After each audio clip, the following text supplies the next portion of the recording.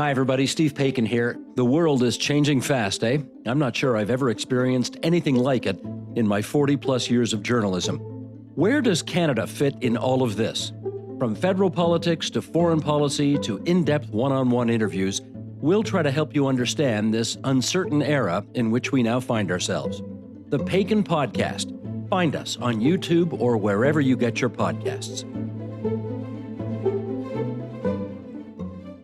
Keep your wellness routine going strong all summer. Kachava's new travel packs help you stick to your daily ritual even when you're on the go. Just one packet of Kachava's all-in-one nutrition shake provides complete nutrition wherever you are. With 25 grams of protein, 6 grams of fiber, greens, adaptogens, and more. Simplify your daily ritual.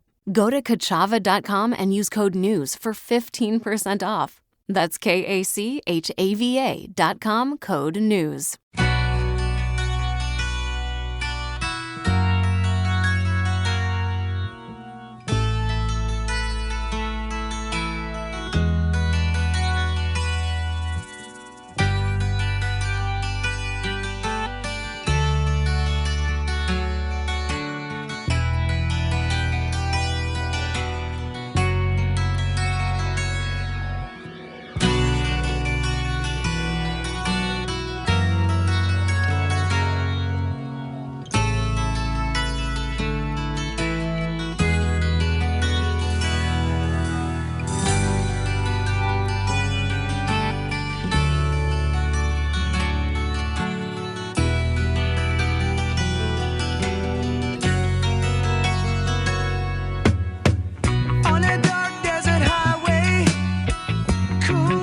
I know, it's almost cruel, isn't it?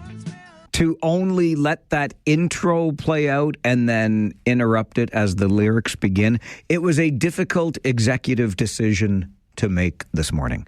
It is a signature sound to start the song. Everybody knows what song that is. But do you pick another part of the song where the chorus is being sung? I don't know. I went with the signature intro, okay? That, of course, the Eagles with Hotel California, which went number one on this day back in 1977. So 49 years ago. Hotel California was number one on the U.S. singles charts. That was the fourth U.S. number one for the Eagles. And the guitar solo in the song, I'll just point out to you, has been ranked 8th on Guitar Magazine's top 100 guitar solos of all time. If you're interested in those sorts of things. Hey, good morning. It's Thursday, the 7th of May. It's also the morning after a Kitchener Rangers win in the OHL finals. And I don't know about you, but a morning after a Kitchener Rangers win in the OHL finals just hits a little differently for me. When we were finishing up the game last night, after every Rangers home game, all season long, we stay and take your calls on Rangers Talk, Josh Piercy and I. And Josh asked me last night during that Rangers Talk post-game show how I'm feeling and what it will be like for me if the Rangers get those next 3 wins. And I can't even quite wrap my head around it. But I will say this, because I've been giving it a lot of thought. I'm pretty excited by this team, obviously.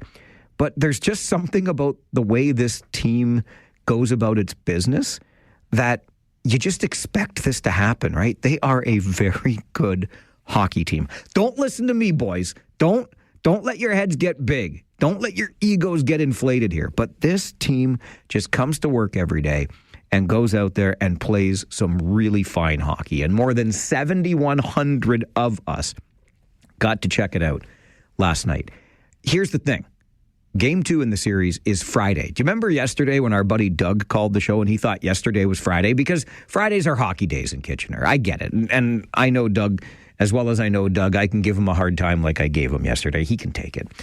But Friday is the next game. So we'll have a hockey day in Kitchener for Game 2 of the OHL Finals after the Rangers beat Barrie 5-2 last night in Game 1. And it's a big opportunity. And I'm thinking we might get 7,500 in there on Friday. 7,100 plus last night. We had 7,300 and change for some of the games in the Windsor Series. It is a Friday night in the OHL final. There is no out-of-town scoreboard. It's your Kitchener Rangers and the Barrie Colts. That's it. That's all that's left in the Ontario Hockey League. These are the biggest games that you can play in the OHL. The chance to win the J. Ross Robertson Cup. You can't win it on Friday. You got to win 4, but another big game. I'm thinking we can put 7,500 into that building. Let's go. And of course, on the morning after, the night before, we like to have a little fun and relive and celebrate those great moments in the game last night with our Kitchener Rangers. There is a player on the Rangers by the name of Jack Pridham. He scored 46 goals in the regular season. So when he scores, we play a little JP on 570 for you. JP didn't score last night, but another guy did. His name is Dylan Edwards, nickname Eddie. So here's a little Eddie 570. Edwards gets it back. Out front it comes. Point blank chance. We're going to rebound. Scores! Dylan Edwards does it again. And the Rangers regain the lead. That made it 2-1 for the Rangers. They led 1-0. They led 2-1. Barrie came back to tie it 2-2, end of 2. Rangers scored again in the third to go up 3-2, and then 4-2, and then 5-2, which I'll get to in just a moment. If you'll allow me to add one more name to JP on 570 and Eddie 570, I want to put one more onto our little list here to celebrate after a Rangers win. How about that Andrew McNeil last night? Big country boy defenseman from Coburg. Tougher than a $3 schnitzel, that boy. Scored 2 goals in the regular season this year. 2 goals in the entire season. Scored 2 goals last night. What a beauty. What a beauty. Matches his entire regular season's goal output in one game. And that game was game 1 of the OHL final. You gotta love it. Such a great kid, too. Here's the other name I would like to add on to our morning after routine, if you will. Sam O'Reilly just won the most outstanding player in the OHL trophy, the Red Tilson Trophy. And Sam O'Reilly scored another empty net goal last night. I say another because it was significant. But how about along with JP on 570 and Eddie 570, how about we do a little 570 Riley? Centering pass intercepted by Humphreys. Humphreys to O'Reilly. O'Reilly, empty net, no doubt. And the Rangers lead by 3 and now need 3 more wins, that is, on their way to an OHL title. They take game number 1. That is the 6th empty net goal of these playoffs for Sam O'Reilly. The 6th. And that, my friend, is a CHL record. Not an OHL record. No, Sam thought, you know what? I just won the most outstanding player award in the OHL. I need to do something bigger now. I've set my sights on higher goals. That's a record in the entire Canadian Hockey League. 6 empty net goals in 1 playoffs. And counting. I mean, there are more games to come in this OHL final. You know that the minute we begin our show every day, our phone lines are open to you. This is the most interactive radio program you'll find anywhere in the region of Waterloo. Our numbers, 519-570-2545, star 570, and 1-800-570-5715. Doug is with us this morning. Good morning, Doug. Good morning, Michael. Doug, it's Thursday today. It's Thursday. Yes, sir, it is. And since we're dealing with letters that R, that stands for resilience. Where'd Doug go? Hang on. Sorry, Doug, you got cut off there. Oh, so R. R for resilience, yes. No matter what Barrie threw at them last night, after they went ahead, Barrie would put the pressure on and they get an equalizer. It didn't phase on them. They came back with their own answer. And I got to tell you, at one point, I turned off the TV and turned you and Jason on.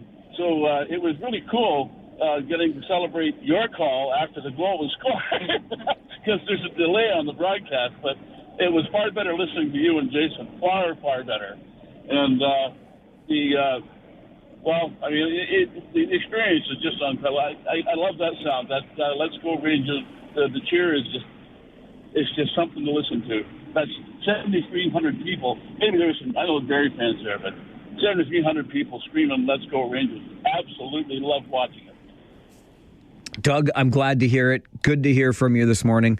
I didn't know I got a new broadcast partner named Jason Piercy. It's Josh, but that's okay.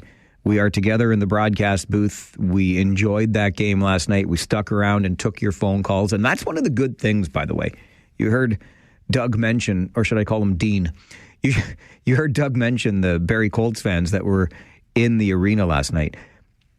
As much as I would have liked some of the storylines if the Rangers had met the Brantford Bulldogs, I mean, a former London Knight on the Bulldogs playing the former London Knights on the Kitchener Rangers, the former head coach of the Kitchener Rangers, now coaching, of course, the Brantford Bulldogs. There were some nice subplots there, but Brantford plays in an itty-bitty, teeny-weeny hockey arena, and it would have been real tough, and I mean real tough, for any Rangers fans to get into that building to see a game on the road.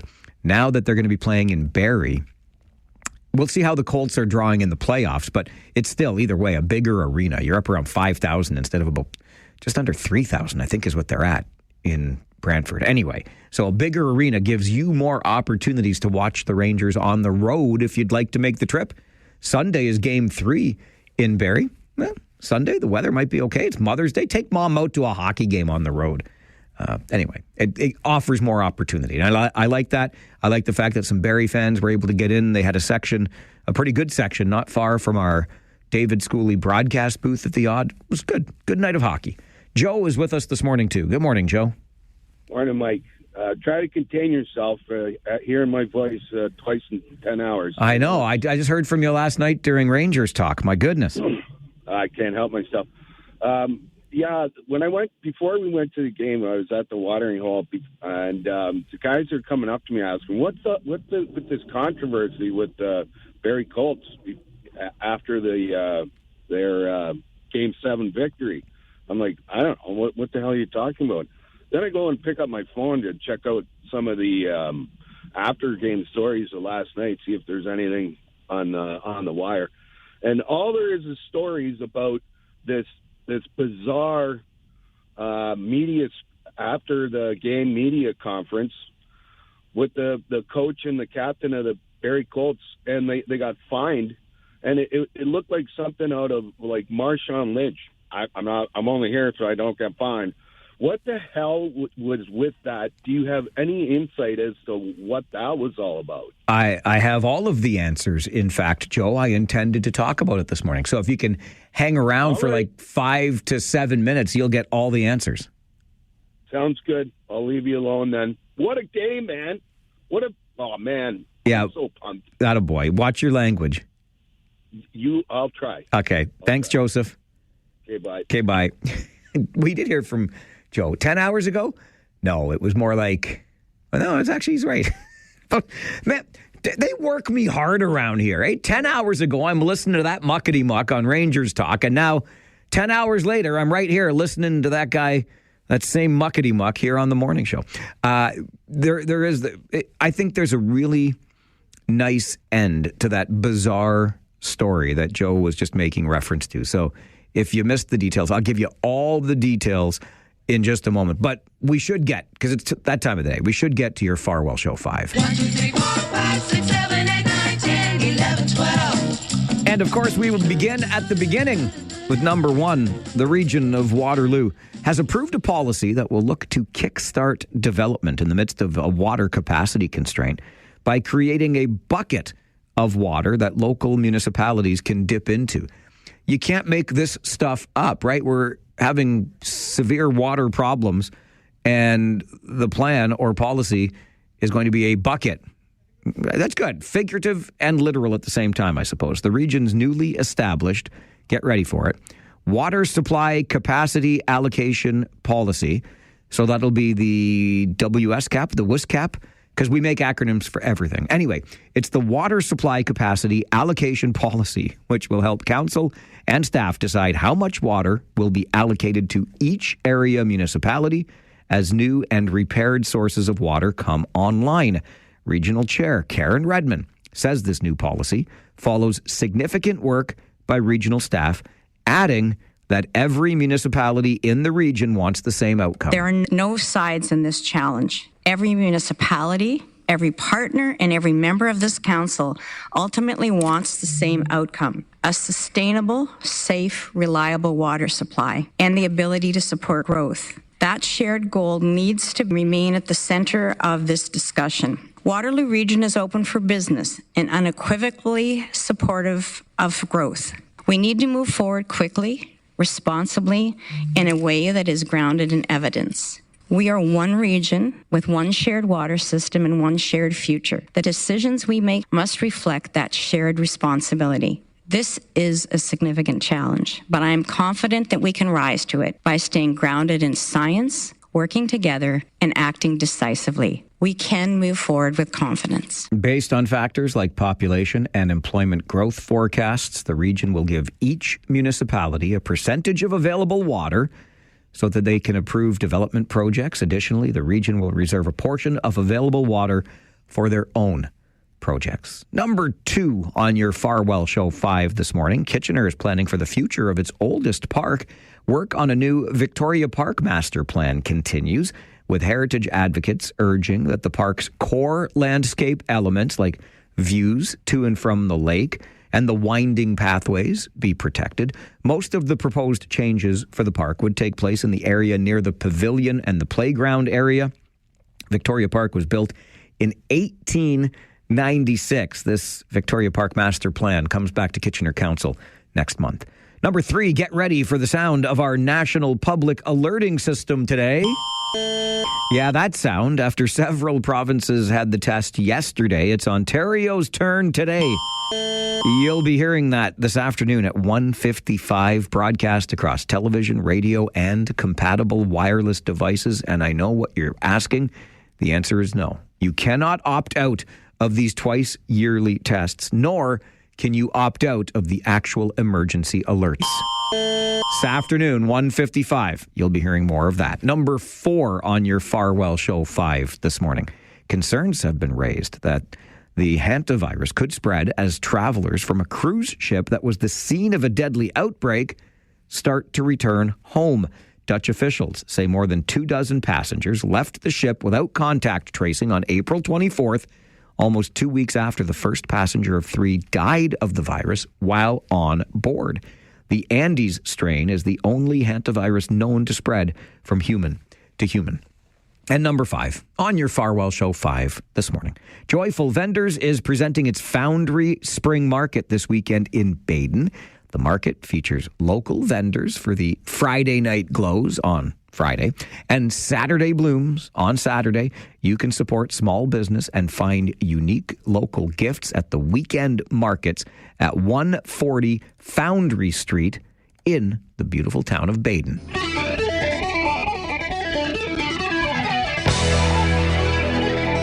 As God is my witness, I thought turkeys could fly. And that is your Farwell Show 5 for this Thursday morning, the 7th of May.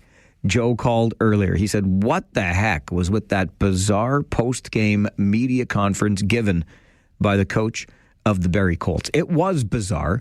We talked about it on the show, but if you missed it, we'll go back to that. And then there's a nice bow that's been tied on this after last night's game in Kitchener. I think the Barrie Colts coach did a pretty darn good thing. Accountability, we like that on this show. And I wonder, can an apology in and of itself be enough? I feel like this is enough for me. Let's find out if it's enough for you. You'll hear it coming up on the Mike Farwell Show. This is 570 News Radio and Rogers TV.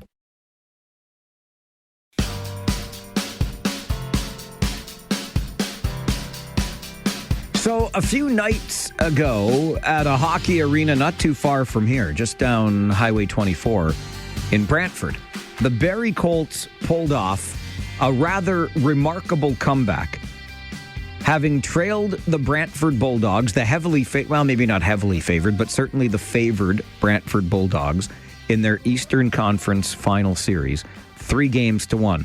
The Colts would win 3 games in a row and win the Eastern Conference Championship in 7 games. That's a big deal.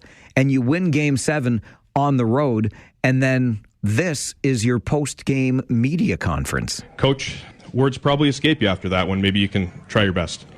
No one cares. Work harder. Okay, Sean, big moment for you, a goal tonight. Hostile environment. What can you say about the way your goaltender played in that one? No one cares. Work harder. Can you just contrast what you must have been feeling 6 days ago, leaving the arena, losing 6-1, and what you're feeling now? Yeah, it's a good question. No one cares. Work harder. Really good. No one cares. Work harder. No, yeah. No one cares. Work harder. Yeah. No one cares. Work harder. That'll conclude the Barrie Colts portion of tonight's postgame. That is Josh Sweetland, who is the Director of Communications with the Ontario Hockey League. He leads these post-game media conferences. So he cut it short because the only answer that anybody in that media room was getting was what you heard. No one cares. Work harder. From Barrie Colts head coach Dylan Smoskowitz and their star player, Kayshawn Aitchison. By the way, credit to the several Rangers fans that brought signs last night that said, nobody cares. Work harder. I loved it. Absolutely loved it. And Dylan Smoskowitz was booed off the ice at the end of the first period. A little bit of a villain in this circumstance based on that media conference.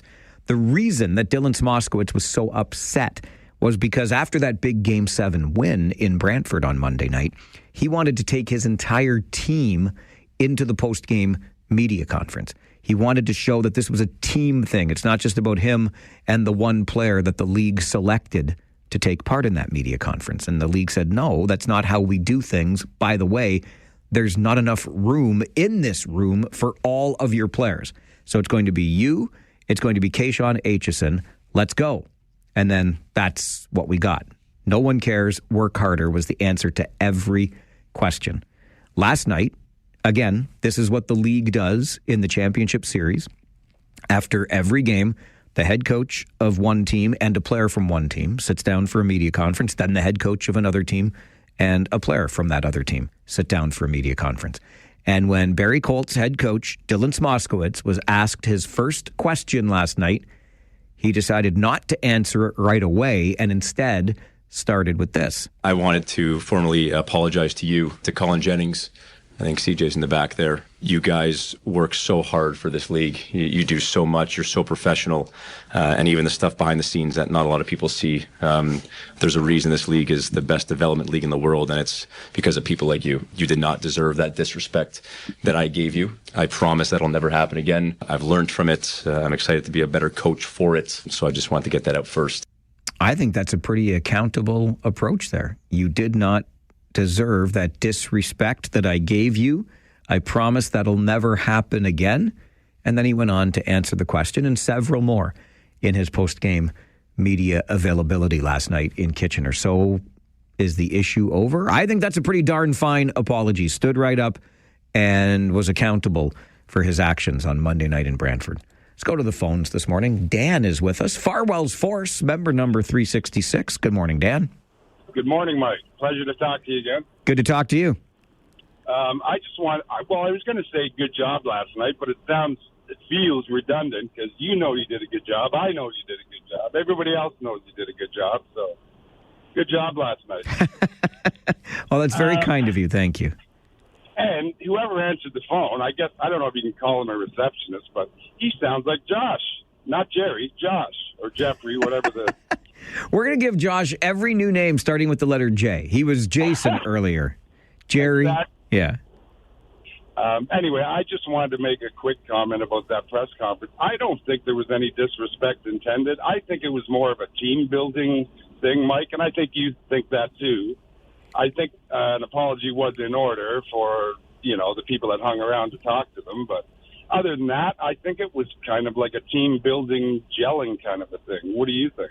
Well, appreciate the call and the perspective. That's the motto, no one cares, work harder, that the Barrie Colts had used all season. I do think it was disrespectful to the hardworking members of the media, and maybe I'm just being biased and selfish, but who were in that room? It's a Monday night. It's 10 o'clock. I'm sure they've got families or other places they might want to be, but you work some weird hours. You deserve answers to your questions. You really do.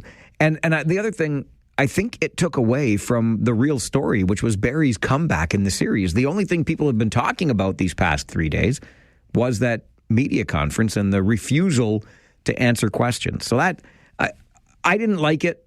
I really liked the apology. So I guess we're just moving on from there. We're going to move on here on the show. An update from the 570 News Center is coming up.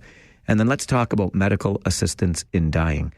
Word out of Ottawa is that it may not be extended here in Canada to include those who suffer only from mental illness. We'll talk about it next on the Mike Farwell Show. This is 570 News Radio. When maintaining your daily wellness rituals is important to you, the change in routine during the summer can feel daunting. Kachava's new travel packs help you stick to your daily ritual, even when you're on the go. Just one packet of Kachava's all-in-one nutrition shake provides complete nutrition with 25 grams of protein, 6 grams of fiber, greens, adaptogens, and much more. So you'll be fueled and ready for wherever life or your summer adventures take you. No fillers, no nonsense. Just the good stuff your body craves. Plus, it actually tastes delicious. But you can try it for yourself because the variety pack includes all 6 delicious fan favorites: chocolate, vanilla, chai, matcha, coconut acai, and strawberry. So instead of worrying about sticking to your daily ritual, simplify it with Kachava. Go to kachava.com and use code NEWS for 15% off. That's KACHAVA.com, code NEWS.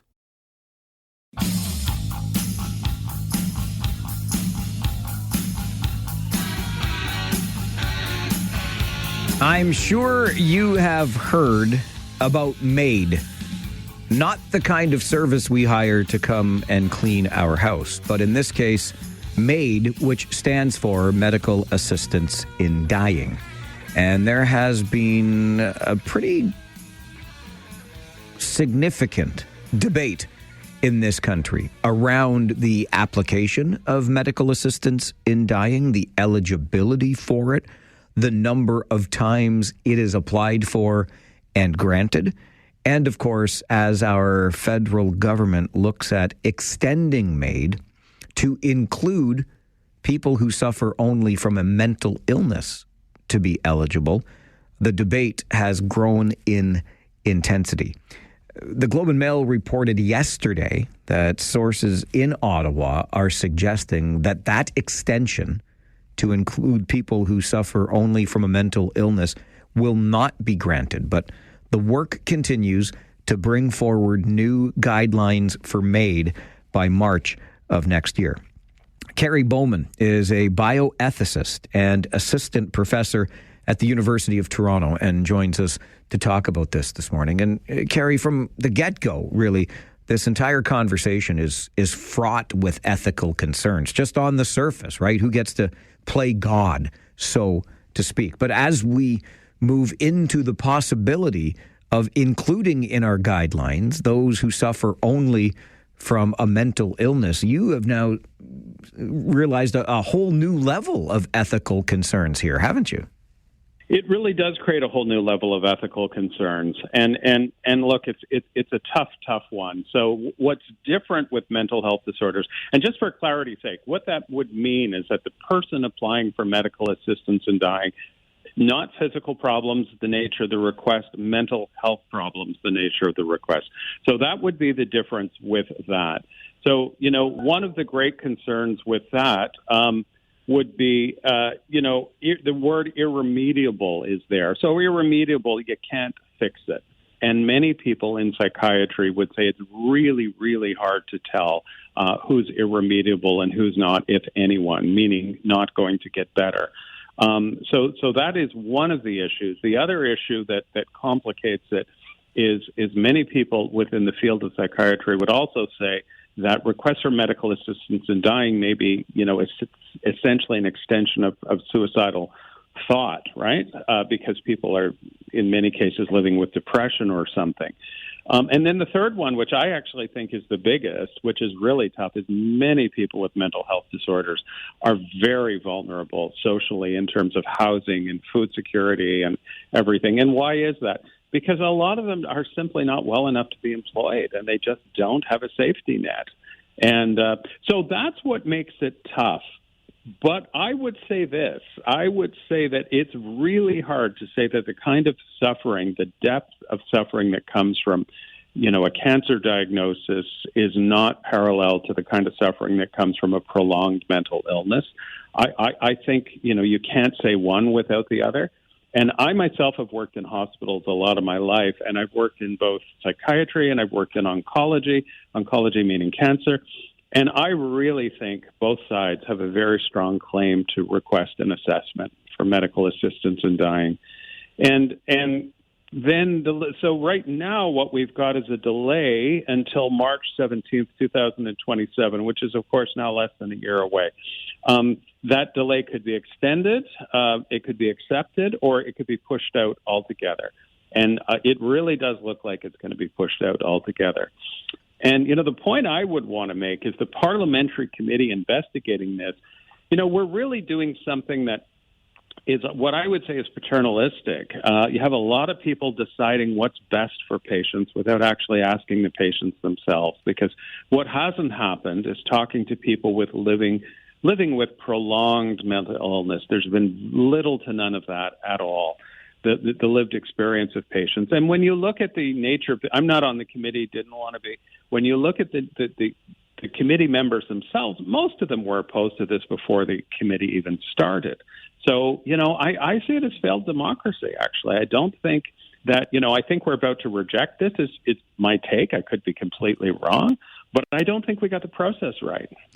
On the issue, Carrie, of the vulnerability of this population who may be presenting with mental health concerns, it sounds as though we almost may end up in a two-tier type system where if you are a person of means with a mental illness or you are a person with little means and mental illness, you may be treated differently by this system. Yeah, I mean, the problem with vulnerability is, some people, would say, well, let's just control for it. If somebody's really, really poor and has problems housing, they're not eligible. But as you're saying, I mean, how can we justify that? So if you're from you're from a high income family, you're eligible, and if you're low income, you're not. So that would be very, very problematic in and of itself. And, resources. I mean, we've had cuts and cuts and cuts. And, I live in Toronto, and it doesn't have to be Toronto. It could be any of the Canadian cities.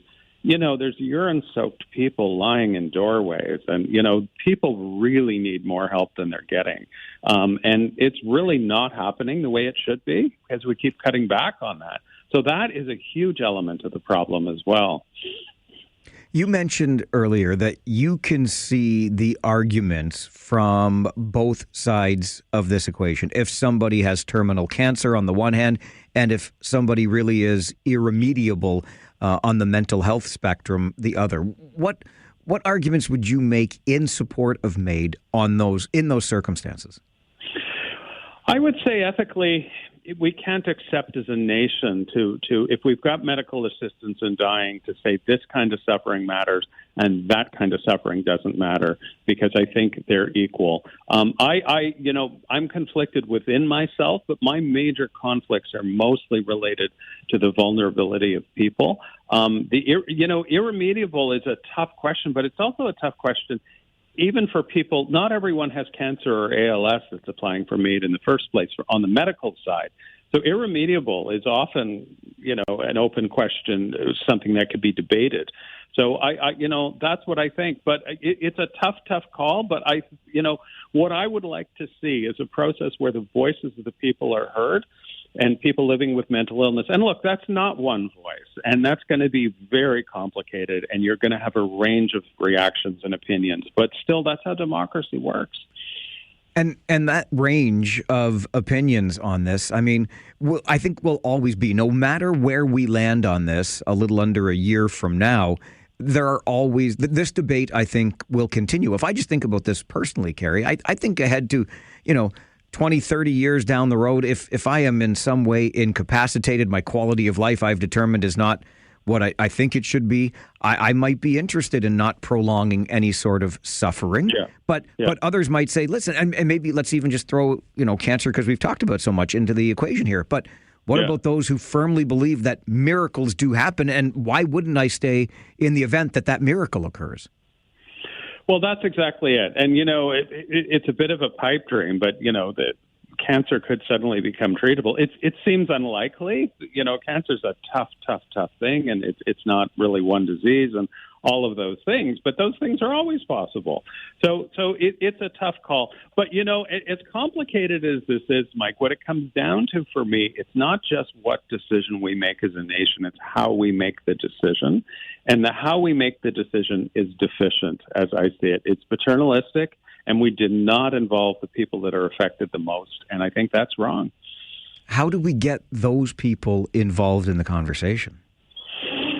Talk to them. Ask them. I mean, I actually think we need to slow this down and do some more work on it. And I think we have to open it up to the people that are actually living with this. And we have to question the validity of the committee itself. Because my opinion, I'm not alone on this. Other people think so as well.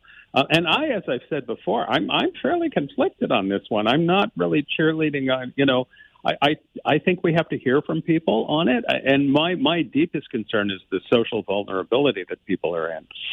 But, I must say also one thing that we do see with MAID now in the year 2026 is the majority of people requesting it and being granted it, they're not people that are living in the streets. They tend to be upper middle class or even upper class people themselves, quite well educated.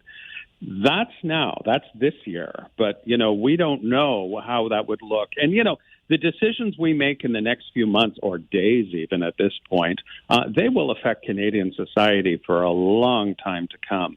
So they're big decisions. And, the international situation and the tension with the United States, I mean, all of this is a debate that I think would have had a lot more attention if we weren't in such a bigger mess, beyond our borders, because that is really sucking up all the oxygen from any kind of media coverage on this. It's a very good point and such an interesting conversation. I really appreciate your perspective, Kerry. Thank you very much for joining the show. You're welcome. Happy to do so.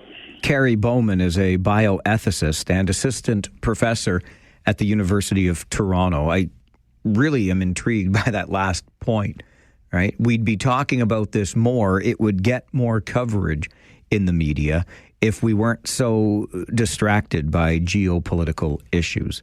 Nonetheless, the issue at hand is medical assistance in dying and how far the guidelines for it should be extended. Do we extend medical assistance in dying to those who suffer only from a mental illness? And I struggle with even phrasing it that way, only a mental illness. I think that speaks to our lack of understanding, even still, with the challenges presented by mental illness. I know we're doing better than we used to.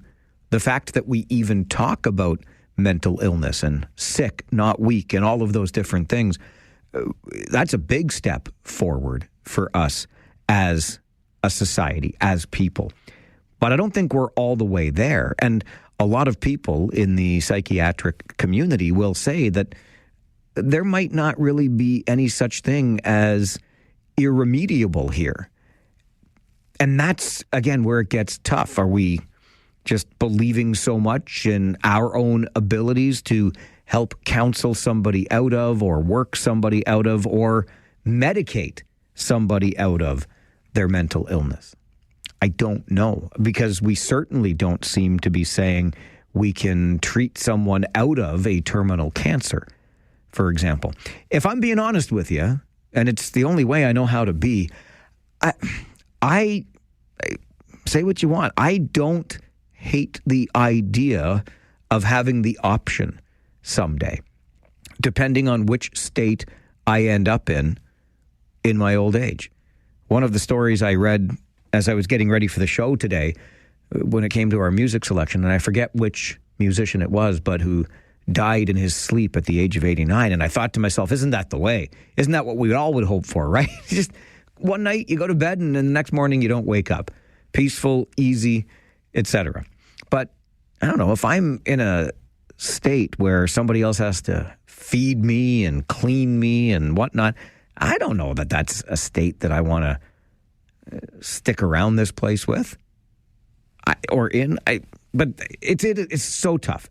As We said at the beginning of that conversation, the entire issue is fraught with ethical considerations, right? Because some will firmly believe, and their faith is so strong that a miracle may still occur. So how can you make any decision around the end of one's life? Even you yourself, which we have been given that power through medical assistance in dying, right? And there are organizations like Dying with Dignity that continue to insist we should have this option.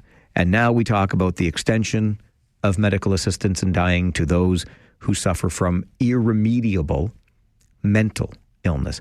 And as Carrie Bowman points out, what we might end up with here is a two-tiered system whereby somebody who is middle class or upper middle class is a person of means can have access to MAID, but somebody who is more vulnerable and maybe suffering from the same things but can't advocate for themselves doesn't end up with access to MAID. And we talk all the time about two tiers in our healthcare system and privatization and whatnot have you. It is as slippery a slope as I can recall us being on, but we're not talking about it a whole lot, says Carrie Bowman, because there are other things in the world that are consuming our attention. Where do you land on the medical assistance in dying issue? And should it be extended to people who suffer from a mental illness? It's not going to be something that can be remedied. Is that something that should then qualify you for medical assistance in dying? What I'm hearing from Ottawa this week is that the federal government plans to pull back that extension of MAID. We're less than a year away now from these new guidelines being put in place. Prime Minister Carney didn't comment on it the other day. He said he's going to wait for the report. What would you like to see in that report? Your thoughts always welcome on the Mike Farwell Show. We'll take your calls next on 570 News Radio and Rogers TV. Not everyone has cancer or ALS that's applying for MAID in the first place. So irremediable is often something that could be debated. It's a tough call, but what I would like to see is a process where the voices of the people are heard and people living with mental illness. And look, that's not one voice, and that's going to be very complicated, and you're going to have a range of reactions and opinions. But still, that's how democracy works. It seems as though we haven't determined that terminal cancer is irremediable in any way, yet we debate the irremediability of mental illness, right? No, we can get through this. We can work on this. It's not irremediable. And of course, here in Canada, medical assistance in dying, the conversation is around extending it to include people who suffer from a mental illness. That was Dr. Carrie Bowman, a bioethicist and assistant professor at the University of Toronto. I want to hear from you on this. Let's go to the phones. Henry, good morning. Hi, good morning, Mike. First-time caller. Welcome to the show. Thank you very much. Yes, this subject is just so close to my heart. And just thank you for bringing this, putting it on air. That's what we do here. Just real briefly, I'll be 58 years old. But when I was 18, I won't go into specifics, but for 10 years, I lived, and by the grace of God, I'll say that the thought of suicide or taking my own life never occurred to me. But I suffered from an extreme OCD for 10 years. Nobody knew. And finally, at my breaking point, I told my then wife what I was going through, who had no idea. And she said, "Henry, we need to get you help." And I got help. And 30 years later, Mike, I am here now, and I can help others who go through the same experience as I do. And Mike, I just find, as you said, this is such a slippery slope. And I pray that we would just pull those reins back and look at this. I understand everybody is different, but I am a living example of hope. hope for those who do suffer. Henry, appreciate you sharing the story. Thanks for calling in today. You're welcome. And that would suggest that a mental illness is remediable as opposed to not remediable. Everybody is different, though, and hence these conversations. Dan, good morning. Good morning, Mike. I pulled over for this one. It's a tough subject, but I'm glad it doesn't scare you. Long-term mental illness sucks.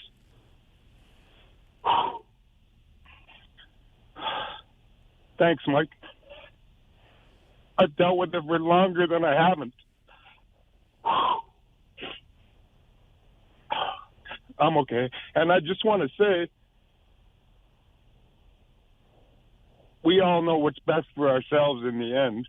And it's not like you can wake up one morning and kill yourself by 6 p.m. This is a process that you have to go through. And I think in that process, maybe people can find help or find an alternative. Thanks, Mike. Dan, thank you. Appreciate your call, and I can understand how close to home this hits. It's just a reminder to me, and perhaps I'll share the reminder that I've just gotten with you. Every person that you encounter today and tomorrow and the next day after that is carrying something. You might not know what that is, but you're carrying something. I'm carrying something. If we remember that when we interact with other people, those interactions might be more positive. They might be having a bad day because of what they're carrying. I don't think they dislike you, though, in that moment. It's just that what they're carrying in that moment on that day is getting the better of them on that day. We're all carrying something. Let's remember that. It's the Mike Farwell Show on 570 News Radio and Rogers TV.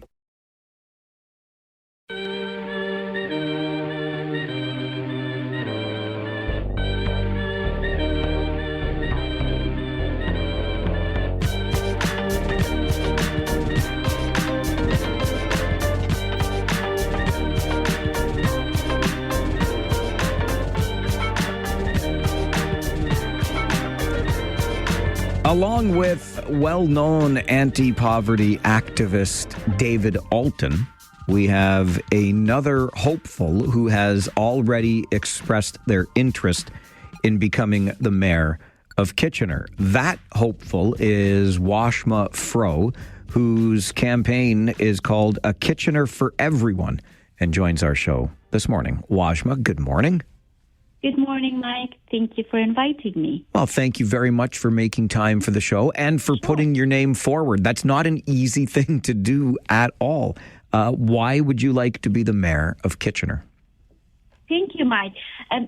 So just a little about me. I'm a human rights lawyer. I've been working, on peace and justice in conflict countries, for the past 25 years of my life. I've worked very much internationally with the UN, USAID, Canadian International Development Agencies, and so many other different, communities. And for the past few years that I've been living in Kitchener and working with, a number of communities here, what I've actually found out that the experience that I have had in building those communities outside Canada can actually be very useful in bringing, those expertise and those experiences and addressing some of our challenges.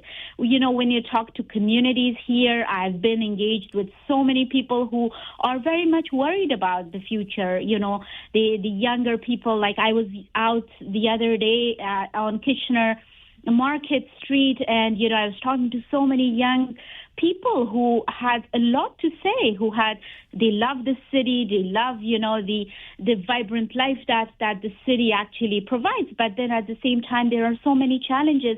Safety, we hardly hear about safety issues, for example, that people are facing.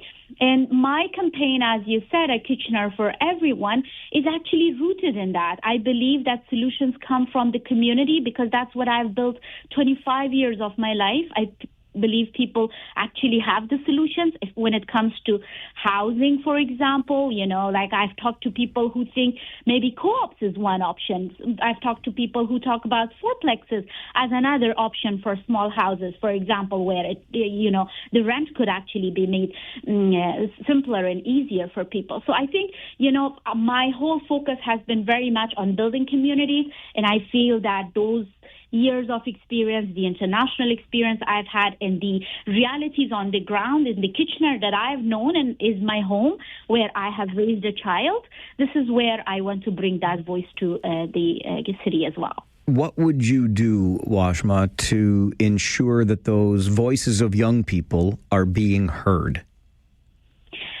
I asked them if they have been part of, kind of different conversations around the issues. For example, safety issues. Many young girls that I talk to in downtown Kitchener, for example, have expressed safety challenges. And they do not actually have, many platforms where that consultations that actually happen or opportunities that they could be actually included in conversations lead to action.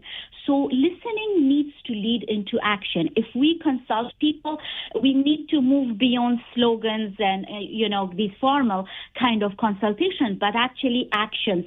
So that, like, for example, when it comes to the snow removal, like, I know it's such a controversial issue. Lots of people have different perspectives. But, I talked with community members who are telling me that we can actually find a community solution.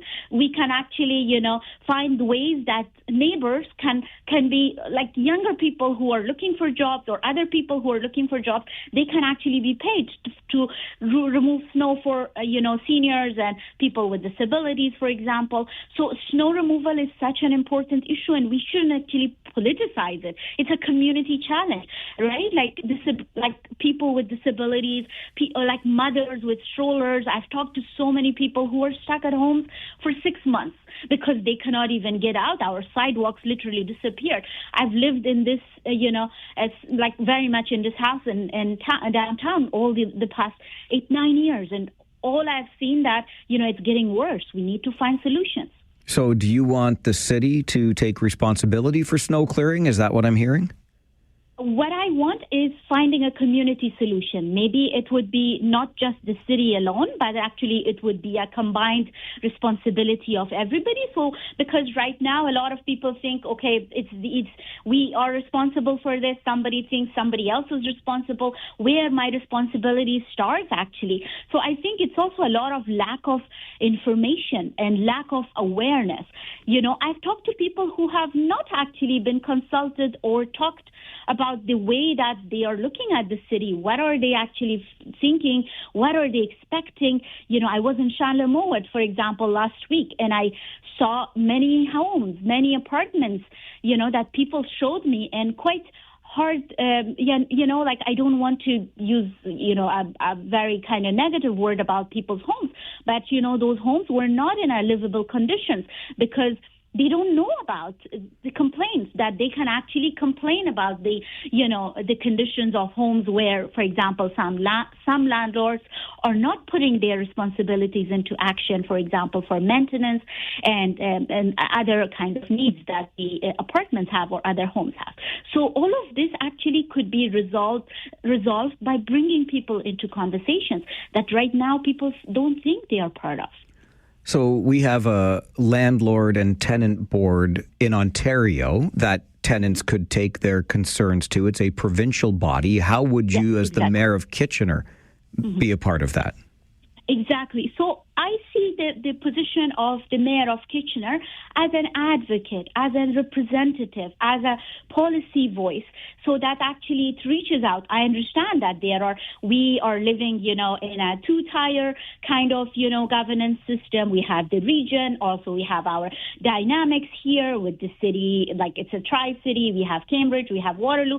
So I understand that this is not an easy kind of, dynamics to work around. But I also think that, we need a representative, we need a voice that actually connects with people, listens to people, and brings, those perspectives and challenges to places where it matters. So working with the LTB, working with the region, working with, with other responsible agencies at the city, at the region, so that, we can actually address those challenges, because somebody needs to take some responsibility, because, Mike, I have also seen that we have a lot of divisions in this city. What I mean by division is that there are communities that have been kind of taking shape, that are not included, that are not part of conversations, that don't know about how to resolve their issues.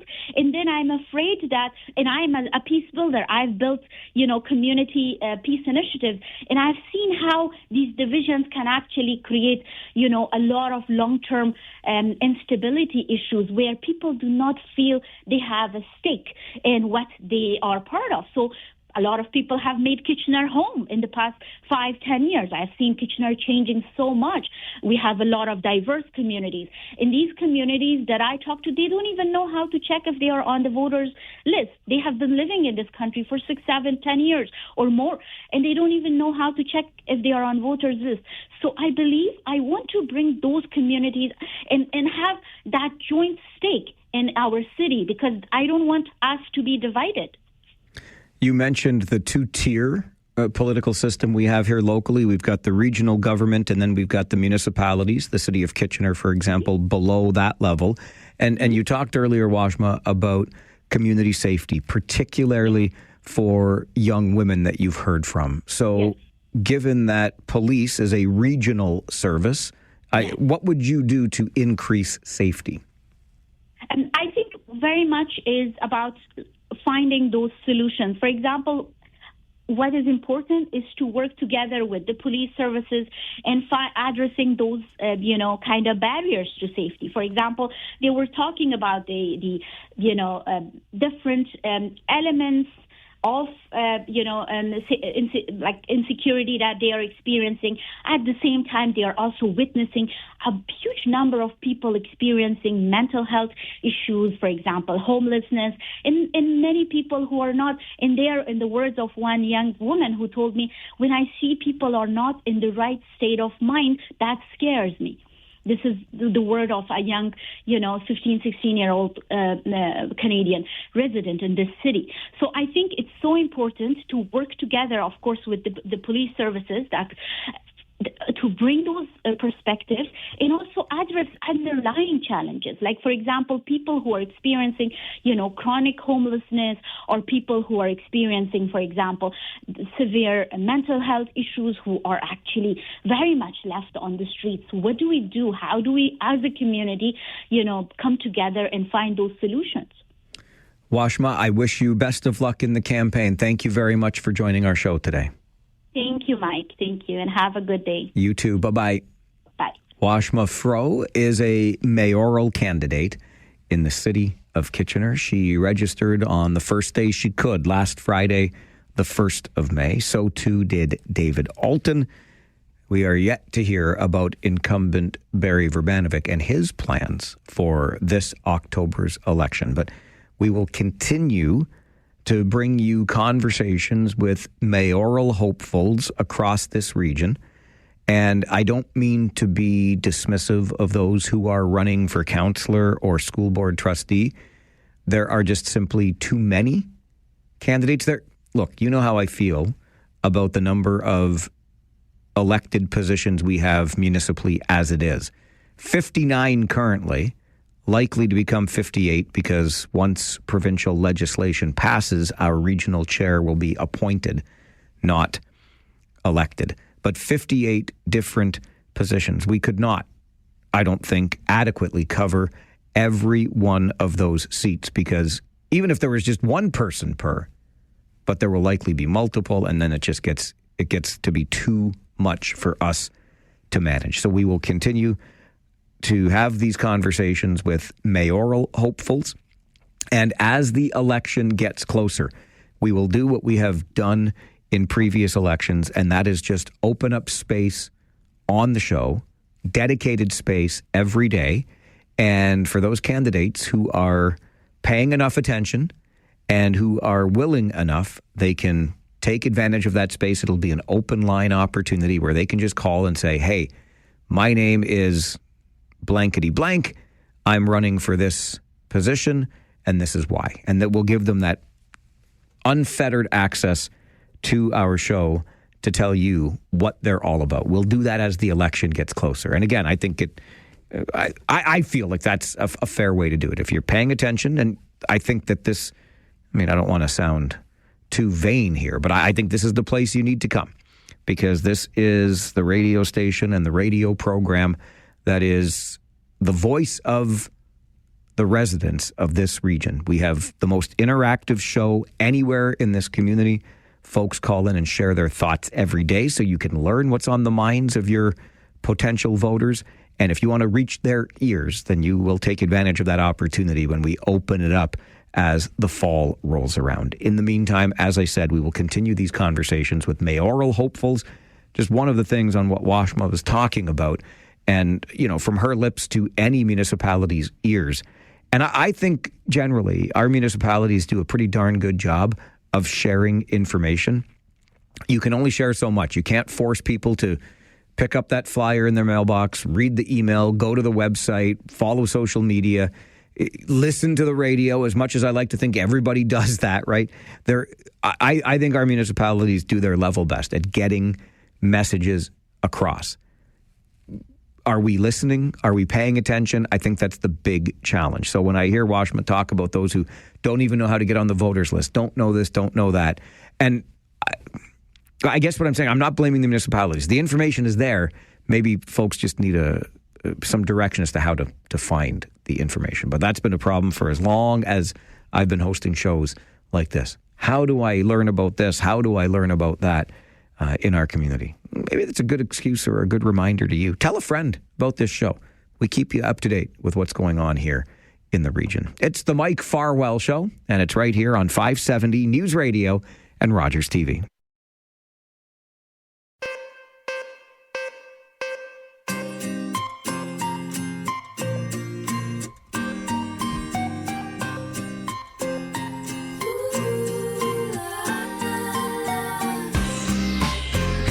Just took a quick scan around the three cities in the region. We just talked to Washma Fro, one of two mayoral candidates, along with David Alton in the city of Kitchener.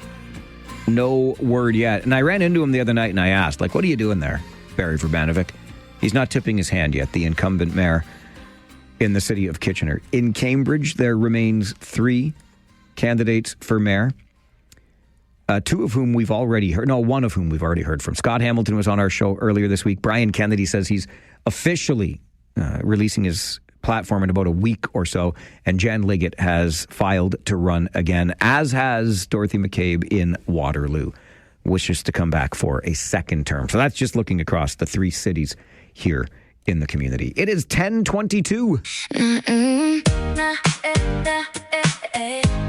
Not everyone's a jackwagon. Not every heart is cold. Not every promise made to you is gonna turn to gold and fold. Some people mean it when they say they care. Some folks will show up, actually be there. So don't close the door on every soul you meet. Not everyone's a jackwagon on this street. It is the time of the day that we like to remind you of that very thing. Not everyone is a jackwagon. Share a story with you that hopefully puts a smile on your face. And we're keeping it local today. The city of Waterloo getting a little help in meeting its goal of planting 10,000 trees. Actually, the city of Waterloo is getting a lot of help from some little hands. More than a dozen students from N.A. McEachern Public Elementary School worked with the city of Waterloo to plant 39 trees in the park next to the school. Our school, we don't have that many trees around here, so we wanted some more because there was supposed to be 6, but then 4 of them just didn't make it, so now there's only 2. And there weren't that many at school right now, so we just tried to get some more and it worked. It was special that we got 39 trees because that's really hard to even get 20 trees, and it's super good that we got. And we heard that you had a lot of trees, so we thought that it would be possible to get some. I like doing these like hands-on activities with nature. Not only that, I mean, me and my friends, we made this paper towel presentation for the green team. That was pretty cool. I like it overall because we get to talk about stuff. We get to watch cool videos during class time. That's cool. And we get to do nature walks sometimes. Oh yeah, we done that, yeah. And I like our teacher a lot. Yeah, it's like cool to get a visual of how these trees are getting planted. A cool experience to learn about nature. Learning about stuff and helping our school and helping plant the 10,000 trees. It's a bunch of cutie patooties right there from N.A. McEachern Public Elementary School. The school's green team reached out to the city of Waterloo with their idea, and the city helped to coordinate the delivery of those 39 trees to N.A. McEachern. Waterloo wants to plant 10,000 trees by fall, so thanks to these elementary school students, only 9,961 to go.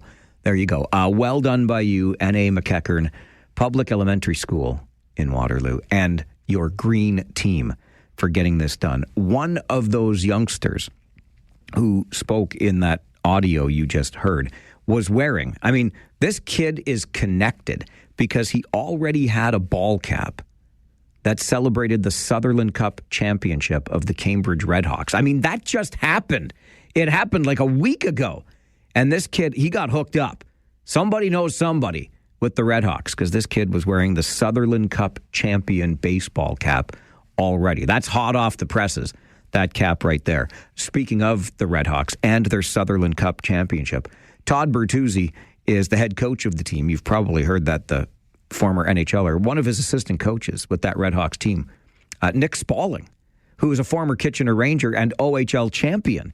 He was at the Memorial Auditorium last night. We got a chance to catch up with Spalls. It was great to see him. He said he really enjoyed this coaching experience. So who knows? Maybe that's the next chapter for Nick Spalling, the former Kitchener Ranger and OHL champion, now a Sutherland Cup champion as a coach.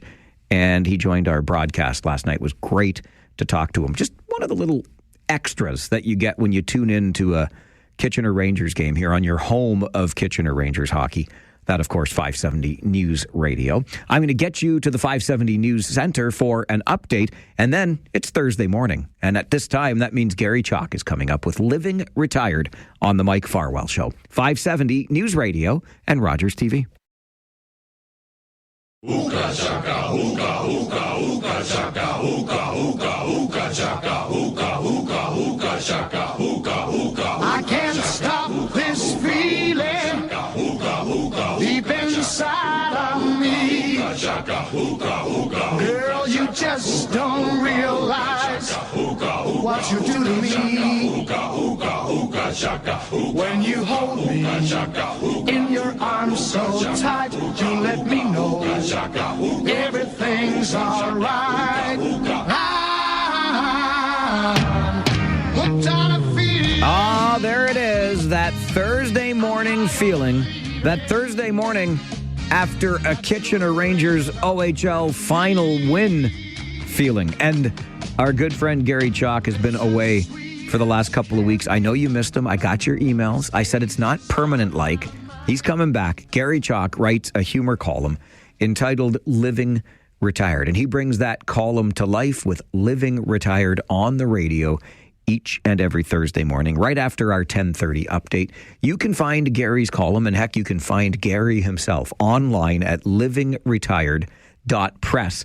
And while you're on Gary's website, just sign up to get the newsletter delivered to your inbox every week. That column will come right into your inbox, and you can even reach out to Gary and say, hey, you know, I like the way you sound on that Farwell guys show, and I'd love to have you come and talk at my service club or corporate event or whatever it happens to be. Gary is more than happy to bring his unique perspective to just add another element to, you know, he'll elevate that event that you've got. And Gary is with us again from the home offices near Brantford, Ontario. Good morning, Gary. Hey, good morning, Mike with a mic. And, as you said, it's been a few weeks now, so need to say special good morning to Mary on her bike and Derek, who listens in online over in Hull, England. You're everywhere, Mike. I absolutely love that. We do a little thing during our Rangers broadcasts too, Gary. We we call out our long-distance listeners and just invite them to send an email. And let me tell you, last night we had South Africa, we had Brussels, we had Australia, Sicily,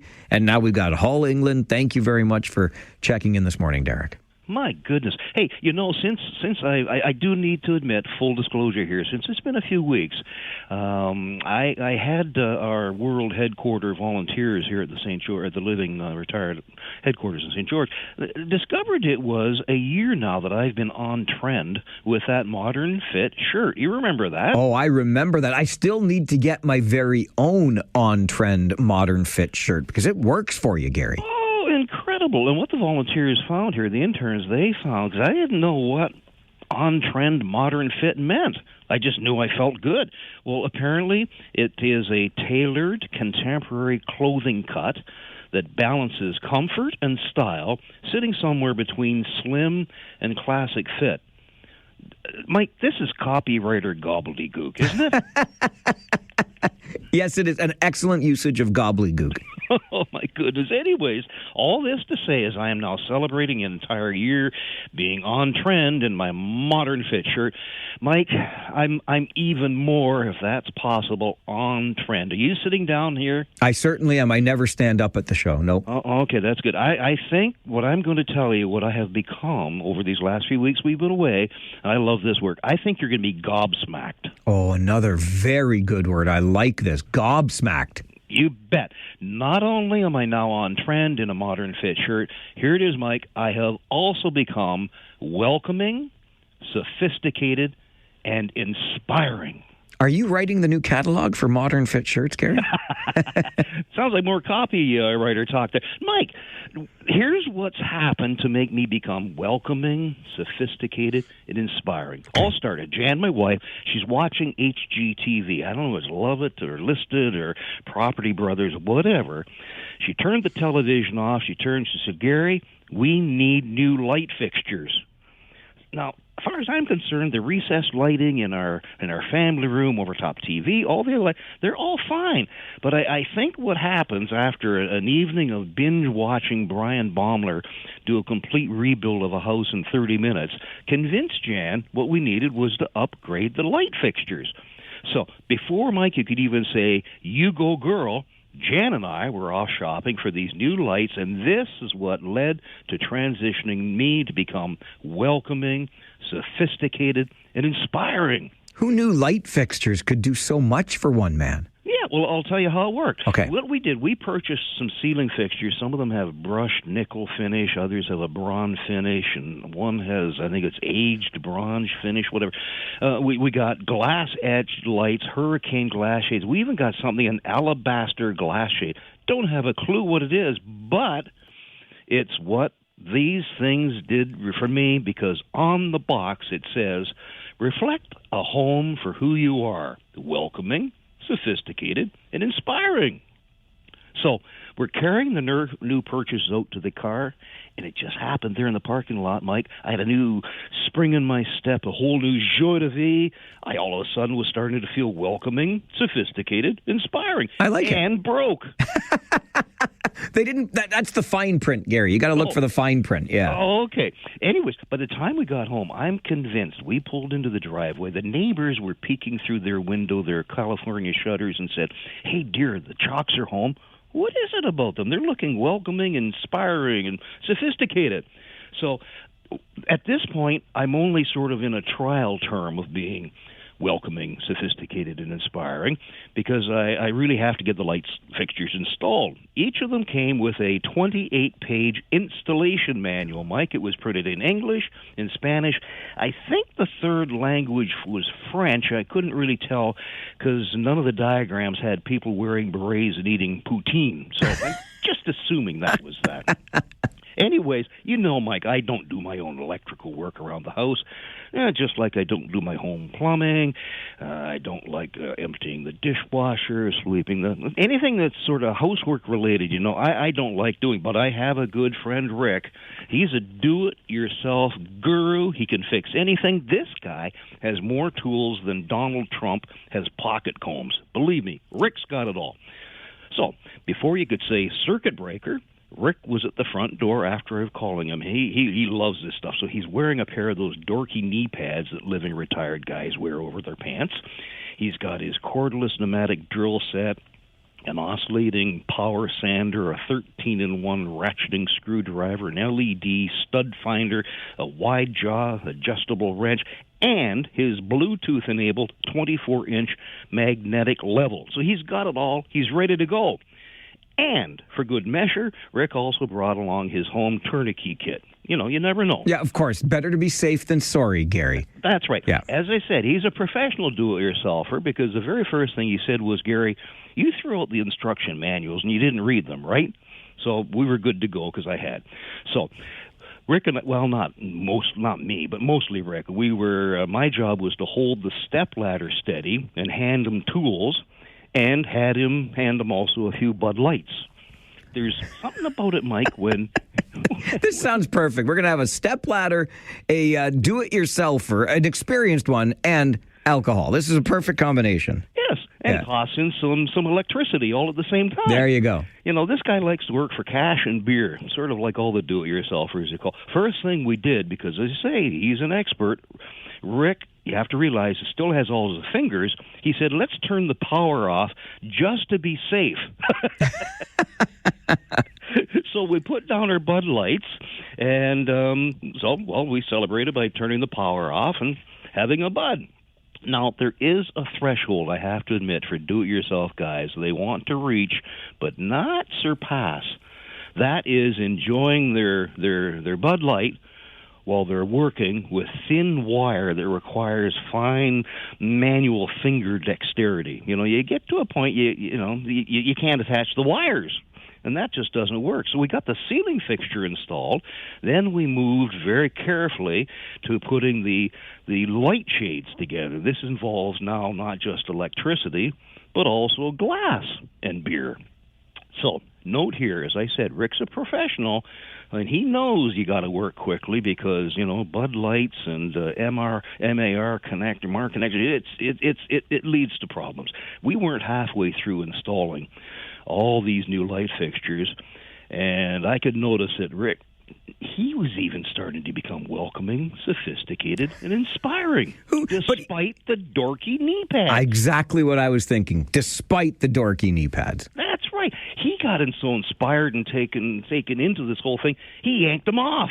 Now, that might have been the beer. I'm not sure. Anyways, full disclosure, as Rick worked away installing all these light fixtures and having a few buds and becoming welcoming, sophisticated, inspiring, well, I tried to match him Bud for Mud. So now you got the guy holding the ladder, who is the safety guy, and you got the guy on the ladder. And you know what happens when two living retired guys are drinking beer and doing that? You become giddy. And it got to the point we now started to out-welcome, out-sophisticate, and out-inspire each other. And then, eventually, all things have to come to an end. And this was when you had to put the light bulbs in. Now, I mean, this is easy peasy, right? Well, not so fast there, Wait, Thomas Edison. You could send Rick home for that, couldn't you, Gary? You could handle it at this point. I'm not so sure, because it was a selection of bulbs. We had small, decorative chandelier bulbs. Some were clear, some were frosted, some were standard base, various wattages. The only thing that was consistent, it said, bulbs sold separately. Jan and I, when we bought the fixtures, we forgot the light bulbs. Well, full disclosure, Jan did say at the store, Gary, make sure the bulbs are in the box. I said, come on, for heaven's sakes, dear. The bulbs, they have to be included in the box. You buy a car, there's tires on it. You buy a light fixture, there's bulbs. Well, silly me, there were no bulbs. It was just then, no, bear with me, when Rick had a light that went off in his head. So we couldn't drive because of the beer consumption. So we sat on the floor, figured out what to do, and while we're sitting there, Jan came on the scene, and she said, I want to get my computer on. The power's off. I'm frustrated. And I said, Jan, just lighten up. Well, that didn't go over well. Next thing I know, she is out getting the light bulbs. So she purchased the light bulbs. She screwed them in herself. And we were good to go, except Rick had to wait before he could drive home because of the buds. So eventually, he went home, and believe me, he too now was welcoming, sophisticated, and inspiring. So much so that when he got home, Rick's wife, Ruth, she called Jan. She said, Jan, what on earth have you done to my husband? He's welcoming, sophisticated, inspiring. It's a new guy. And it's all because of these lights. So here's the moral of the story, Mike. All right, Gary. Okay. When you install the light fixtures Jan and I bought, you'll become welcoming, sophisticated, inspiring. And if you drink beer while you're installing these light fixtures, you'll be lager than light. Ah, Gary. It's like when a light went off above his head. You knew it was coming, but it lands oh so well. We appreciate you, Gary Chalk.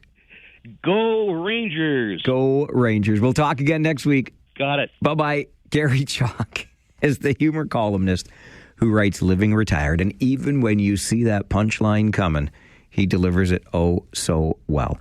You can find Gary's humor column online at livingretired.press. He brings it to life with Living Retired on the radio each and every Thursday morning at this time. When you go to livingretired.press, make sure you sign up and have that column delivered to your inbox each and every week. And reach out, get in touch with Gary. He is more than happy to come and speak at your service club or your corporate event, whatever it happens to be. As you hear, he's got a pretty unique style. There's only one Gary Chalk, but he'll come and support your event too. Just find him online at livingretired.press. Living Retired on the radio every Thursday morning at 10:30 here on the Mike Farwell Show. This is 570 News Radio and Rogers TV.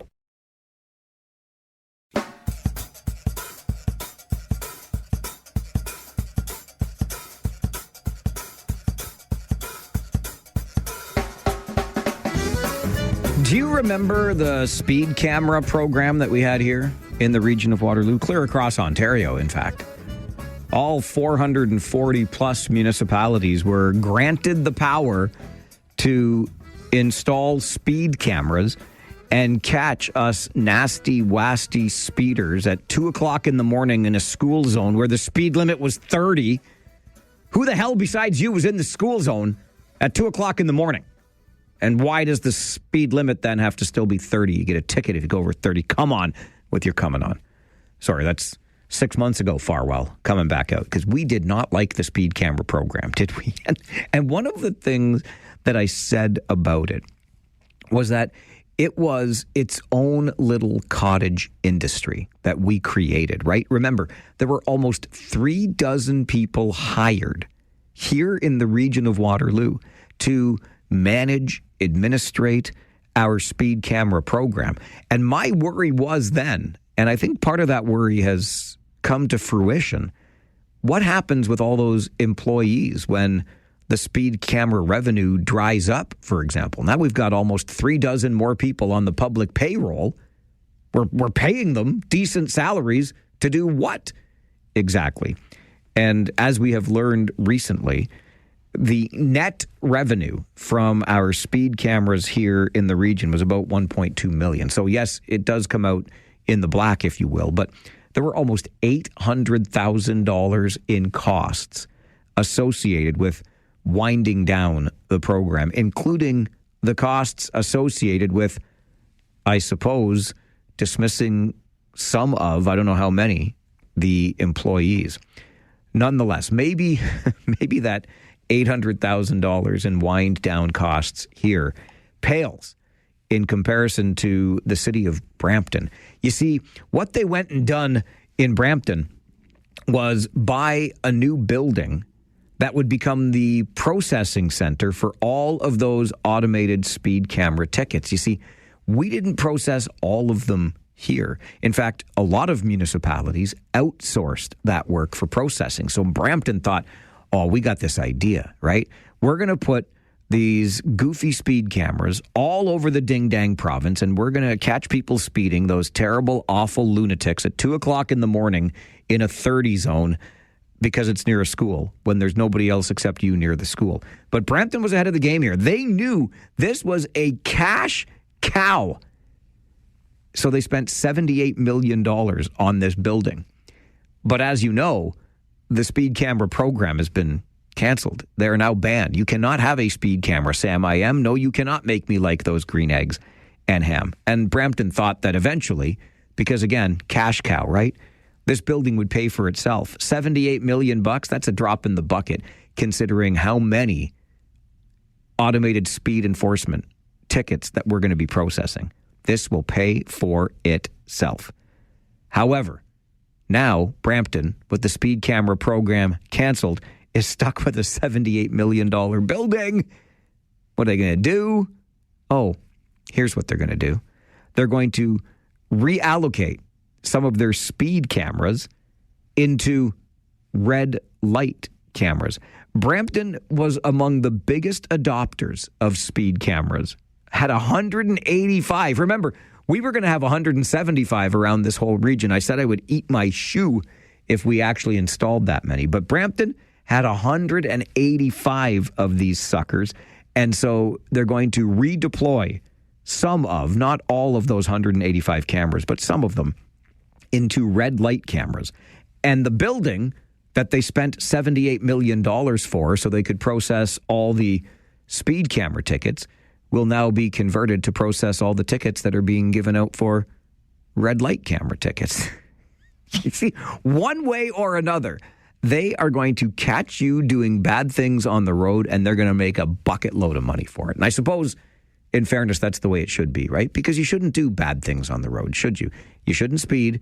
You shouldn't run red lights. And as they make this transition in Brampton, isn't it nice to have an upper-level local government? Because Brampton is part of Peel Region, and Peel Region is already considering becoming a customer in that ticket processing center because they've got 37 red light cameras around the region, and that's a lot of tickets to process. But isn't it funny how government works, right? The upper level of government, oh, sure, lower tier municipality, we'll find a way to give you some money to support your lower tier municipality. We'll just, use you as the administration center for all of the red light camera tickets we are now issuing. Here's all we know for sure. From the upper level government to the lower level government, all of that money came out of your pocket at one time or another. And Brampton will be darned if it doesn't get its $78 million back for the building they bought to process all those speed camera tickets. I'm going to get you an update from the 570 News Center. And then this is the first Thursday of the month, which makes it a Throwback Thursday with our friends at the City of Waterloo Museum. And did you know we have some of the oldest museums in all of Ontario right here around our home? We'll talk about it coming up on the Mike Farwell Show, 570 News Radio and Rogers TV.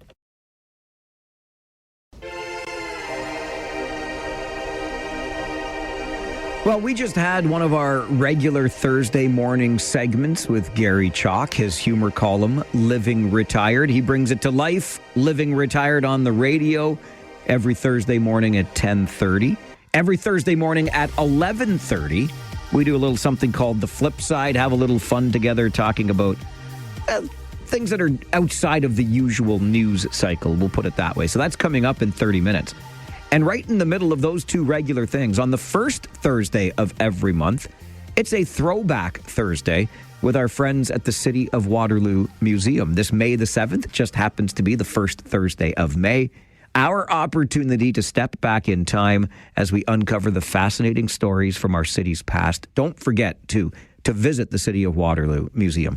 Tuesday through Friday, 10 until 4, you'll find the City of Waterloo Museum right there at Conestoga Mall. And helping us through these first Thursday of every month, Throwback Thursday conversations, is our good friend Jennifer Huber, who's a program and engagement associate at the City of Waterloo Museum. Good morning, Jen. Good morning. How are you today? I am doing so well. We got a little bit of sun here. I'm good with that. And our Kitchener Rangers won last night, so that makes me feel pretty good too. How about you? Wonderful. We're in my favorite month, so I was very excited to be chatting with you today for May. Now, what makes May? It must be, your birth month? Something significant has to be happening in May that makes it your favorite month, Jen. What is that? You're absolutely right. It is May is Museum Month. So it is a month where we celebrate our local museums, our national museums, and all the incredible things they do for us. I love that. Okay, so the month of May, I like my alliteration too. May is Museum Month. How did all this get started? So in 2000, the Ontario Museum Association decided that they wanted to celebrate May as Museum Month and draw attention to the incredible museums, art galleries, archives, and associations we have here, which means this year is our 26th anniversary of celebrating May as Museum Months. Did you know Ontario has more than 700 museums, art galleries, and heritage sites in our province alone? And there are over 35,000 volunteers and 9,000 employees who keep these sites alive, active, and working. And one of the reasons they picked May as Museum Month is because it goes along with May 18th, which is International Museum Day, where we celebrate museums all over the world. That is a pretty staggering number, 700 across the province, but I tend to believe it. You know, I get out and about when I'm riding motorcycle into smaller communities. You always see these little, what I would call hidden gems, right? You can explore this. You can learn a little bit about the history of that, whatever it happens to be. And as I understand, here in the region of Waterloo and out into Wellington, we've got some of the oldest museum, art gallery, heritage site networks in the entire province right here in this part of the province. So how did this network get started and what was its purpose, Jen? Yeah, that's a great question. So it's the Waterloo Wellington Network. And like you said, it's made up of our art galleries, our museums, our heritage sites. And it was an idea that started in 1982, that if we came together, and at the time it was just 13 museums, art galleries, and heritage sites that pulled together. And what they wanted to do was really create awareness about the museums we have in our own backyards. You know, so often when we travel or we're visiting other cities, we pop in to see their museums and art galleries and get a sense of that town and community. But they really wanted to bring that attention back to us and to look at what we're doing in our own backyard, because we're pretty lucky. We've got some pretty wonderful and awesome pieces right around us right now. So in the late 80s, the group actually came together to create one of the earliest databases for computer data entry for museums. And that was done in partnership with the University of Waterloo, who by that time had already established quite the computer program department. So partnering together, they were able to have 8 of their members pilot this early database, which now we take for granted and we have databases for everything. But in the late 80s, this was kind of a new idea and a new way of testing and trying out some of that software. Super interesting. And you're right. We take these databases for granted nowadays, right? What were some of the promotions that were put together to help people learn more about these various sites? Yeah, so they really wanted to draw attention. And the first slogan they went with throughout the 80s was "It's about time to visit." And it was all about that time, because so many of our museums are celebrate different parts of our history, different stories. So it's about time for your visit. And I would say for some folks, it's about time for a visit again. So come on over and check out some of our many sites that we have. What they were offering was discounted admissions, free buttons, posters, and they even right around that time decided to come up with the Heritage Olympics. Now, for folks that maybe are a little older, you can remember back to 1988. If you're thinking about where those Olympics were held, it was in Canada, in Calgary, for a refresher, and they came up with their own Museum Olympics. So what it was is you could go to different sites. There were games, there were riddles, there were mysteries to be solved, and it all concluded with a closing ceremony. That's right, they went all out, and the former Seagram's Museum held a large ceremony at the end of their Heritage Olympics where they even awarded prizes, and your former Kitchener Rangers actually showed up to help give out some of those prizes. I love it. I love it. And isn't it interesting that Seagram's shows up again? We should keep a tally of how many times that name and maybe even that building shows up in our conversations, Jen. Absolutely. They also took on some new ideas in the 90s. They were looking at time travelers because of so many different variations to our museums and sites that we have. They had game cards where they had questions and riddles. You'd go around and solve things to get to the big end mystery. They started driving tour series. So you can see they were really bringing a lot of attention to the amazing things we have right here in our own backyards. So what's the network up to these days? I am so glad you asked because I'm very excited about our May is Museum Month campaign. It is Many Sites, One Heart campaign. Now, today our network is made up of 36 different members of archives, heritage sites, museums, art galleries, nature centers, and so forth. So we've got a pretty packed group that folks can visit. But for this particular one, we have 20 of our partners that are coming together for Many Sites, One Heart campaign. What we're looking for people to do is find it. You're looking at one of our 20 sites to find a heart with our logo on it. You're going to snap it, take a picture. Maybe you're in the picture. Maybe we can see some of your feet sticking off to the side, whatever it might be. And you're going to share it on social media, wherever you want. And then you have a chance to enter to win one of our awesome prize packs. And these prize packs include free admission, goodie bags, and unique behind the scenes tours and experiences. So lots of goodies. I love the way we're connecting the past with the present here, right? Because these museums often allow us that opportunity to explore the past, learn these new things. Now let's connect it to social media, which we are all immediately wired to today. And I'll bet you, thanks to those networks then, that we'll reach with our own pictures when we snap it and share it, we'll introduce other people to some of these 700 plus sites in our province. I love that idea.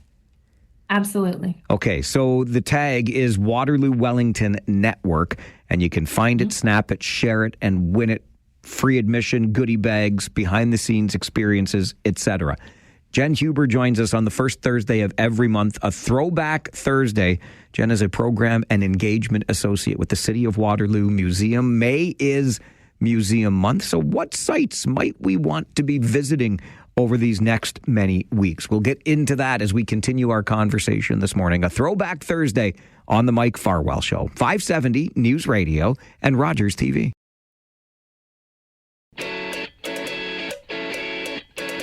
It is the first Thursday of May, this May the 7th, and on the first Thursday of every month, we are joined by our friends at the City of Waterloo Museum for a Throwback Thursday. Don't forget, throw yourself back, visit the City of Waterloo Museum.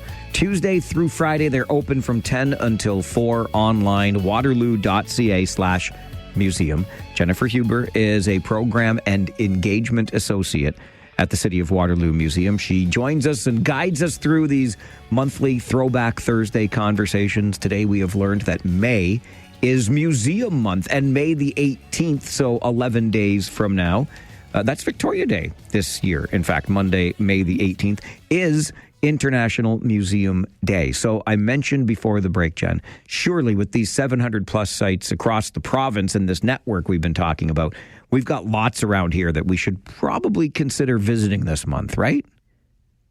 Absolutely. There's 36 different museums, art galleries, heritage sites, and nature centers that we have in our own backyard. And this month, 20 of them have come together for our Many Sites, One Heart campaign, where you find it, you snap it, you share it, and then you hopefully win it. I love that. I love that. So what are some of these sites we should be checking out? Yes, I was hoping you would ask, and I thought instead of just listing them and naming them off to you, we could play a little guessing game with you and the listeners today. So I thought maybe I could give you 3 clues, and then you could guess at which site I'm talking about. Are you up for a little challenge? I absolutely am up for a little challenge. Let's go. Okay, I'm starting with an easy one. Wink, wink, nudge, nudge. Are you ready? I am. Okay. It opened in 2009 inside Conestoga Mall. Number 2, it holds a collection for the City of Waterloo and many items from the former Seagram's Museum, who was a founding member of our network. And currently, they are setting up a brand new exhibit, which is set to open on May 19th. Any guesses? I mean, you had me at clue number 1, Jen. I think it's got to be the City of Waterloo Museum, does it not? It is. I thought love I it. would start with myself. Keep it easy. Okay. The next one, we're going to take a trip to Kitchener. Now, it's a historic home with a collection of over 160 years of artistic history. It was known as the Doon School of Fine Arts, and he ran it with his sister, Phoebe. Final clue? This museum is named after him, and he is a famous Canadian landscape painter. Okay. I do know this one, especially what I want to know is if you know for sure, does Phoebe still haunt the Homer Watson House and Gallery? Because that's the legend around here, Jen, and I've always wanted to know, but I don't have the courage to go check it out for myself. I'm with you. I'm not going to find out, but I know every October they have a chance at the Whoops, I told you the answer. No, it's At Homer the Watson House. Yes, yeah, absolutely. Homer Watson House and Gallery that you can find out. So if any listeners are interested, that's their chance to get in there and find the real answers out. I love it. Okay, what's our third one that I'm going to guess at here? Okay, so this site was originally built to be a poorhouse in the 1870s. We're heading down to Wellington County as a heads up for folks. In the 1940s, it switched and became a home for aging before the 1970s when it turned into a museum and archives. Today, it shares the stories about agricultural history, veterans, art, and so much more. What are we thinking? Okay, I have to be transparent here because I would not have gotten this one, but you gave me a stronger hint at the answer. So I know, thanks to you, that it's the Wellington County Museum and Archives. And I love this place. I go by it so often because Wellington County is a place I often ride in the nicer weather months, right in there between Fergus and Elora. And I think, didn't Ken Sealing work there at one point? He might have. Anyway, blah, blah. It's a beautiful building. I've always wanted to go inside, but never have. Well, now you and all the listeners are invited to Wellington County Museum and Archives. I love it. I absolutely love it. Okay, ready for 4? Yes. Okay, we're staying in that area. We're going to Guelph, and this is one of the founding network members. It starts in the 1980s in a former school building, and it was originally named the McDonald Stewart Art Center. It has 2.5 acres of sculptural gardens outside featuring 40 different pieces of art. Today, it's in partnership with the University of Guelph, the City of Guelph, and the Upper Grand School Board that holds over 9,000 pieces of Canadian and Inuit art. Any thoughts? Those education partnerships are the real key here. And I know this one because I visited before the Art Gallery of Guelph. You got it. I love it. I love it. Okay, let's take a trip down to Cambridge now. When this site opened in 2001, it was called the Wings of Paradise.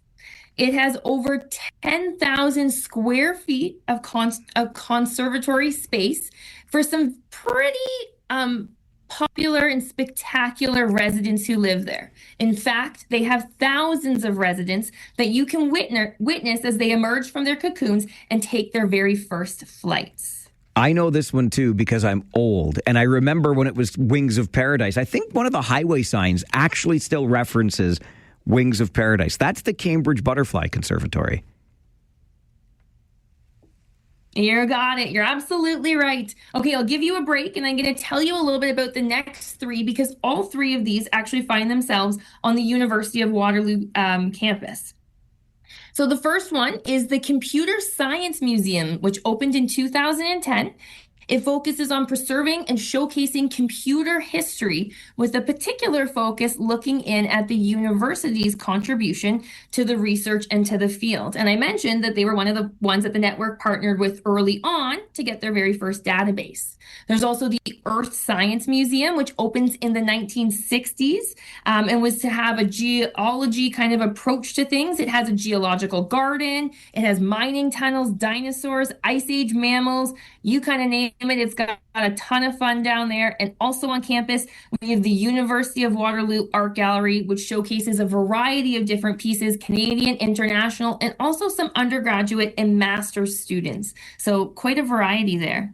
You know, I went to that school. I never got to every corner of that campus. So now I'm learning what's actually there. And this is like so many places within a stone's throw, either right in the region or just beyond. Not to mention, those are just 8 of the 20 sites that are participating in this campaign you've told us about. Many sites, one heart throughout the month of May. Can you list the others for us? I absolutely will. In Kitchener, you can visit the Ken Sealing Waterloo Region Museum. There's the Kitchener-Waterloo Art Gallery, which is celebrating their 70th anniversary this year. And you'll also find Schneider House with its outdoor gardens and experiences that they have with the house. In Guelph, you can visit the Arboretum with over 400 acres to explore. There's the Guelph Civic Museum also down there, in McCrae House for John McCrae's story there. In Waterloo, you can visit the Wilfrid Laurier Archives and Special Collections, as well as the Canadian Clay and Glass Gallery. But we're not done there. You can pop over to Cambridge, where we have Rare Charitable Research Reserve that you can do some exploring, McDougall Cottage, and the Cambridge Sculpture Gardens with over 20 pieces that can be explored on tour. There's the Cambridge Fire Hall Museum and Education Center and the Cambridge Center for the Arts, all in Cambridge. And last but definitely not least, you can head over to Baden, where you can visit Castle Kilbride and round out our group of museums, art galleries, and natural sites that folks can visit for our Many Hearts, or Many Sites, One Heart campaign. We love it. We went to Castle Kilbride for a holiday tour. It was all decorated for Christmas a few years ago. Did that as a family. Wonderful, wonderful spot in this region.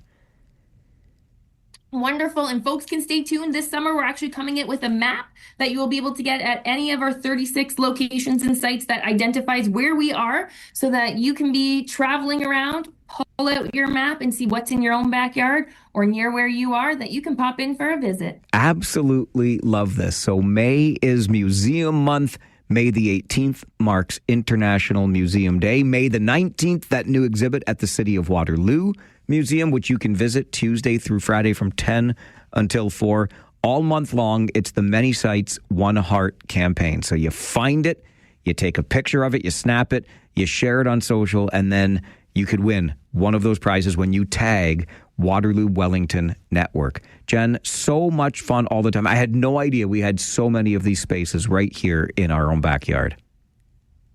Absolutely. We're very lucky, very fortunate for the community we get to be part of. So thank you to you and your listeners for taking a trip down memory lane with the City of Waterloo Museum, where folks can visit us currently online, and you can pop outside to see our heart that we have on display. But until next time, keep the past alive. We are so fortunate, and so is the City of Waterloo Museum, to have you, Jennifer Huber. We should call you the museum queen with this exhaustive list of all of these places. Absolutely love it. Thanks for being with us again this morning.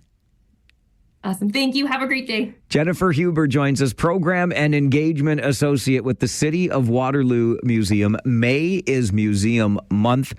Check out the City of Waterloo Museum as they're getting ready for that new exhibit. You'll see them online at waterloo.ca/museum. Lots of fun. It's going to be a great month of finding it, snapping it, sharing it, and then winning it, we hope. An update is on the way from the 570 News Center. And then it's time in this week, isn't it, for something that is not in the news cycle, a little something different. We call it the Flipside.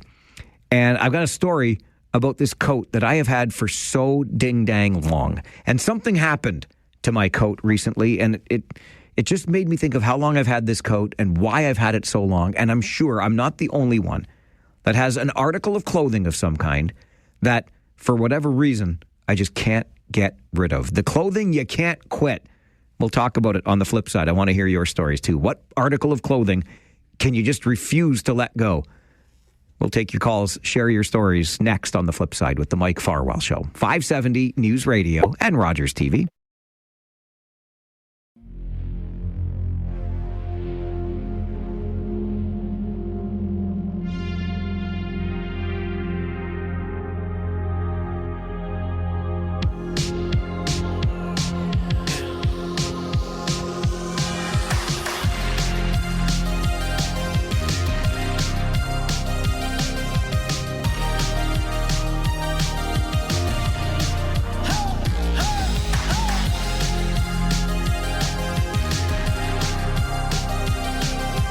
Just before we get into the stuff that's outside the usual news cycle, something I frankly expected to occur, especially, I was wondering if this particular mayor would seek a fourth term regardless.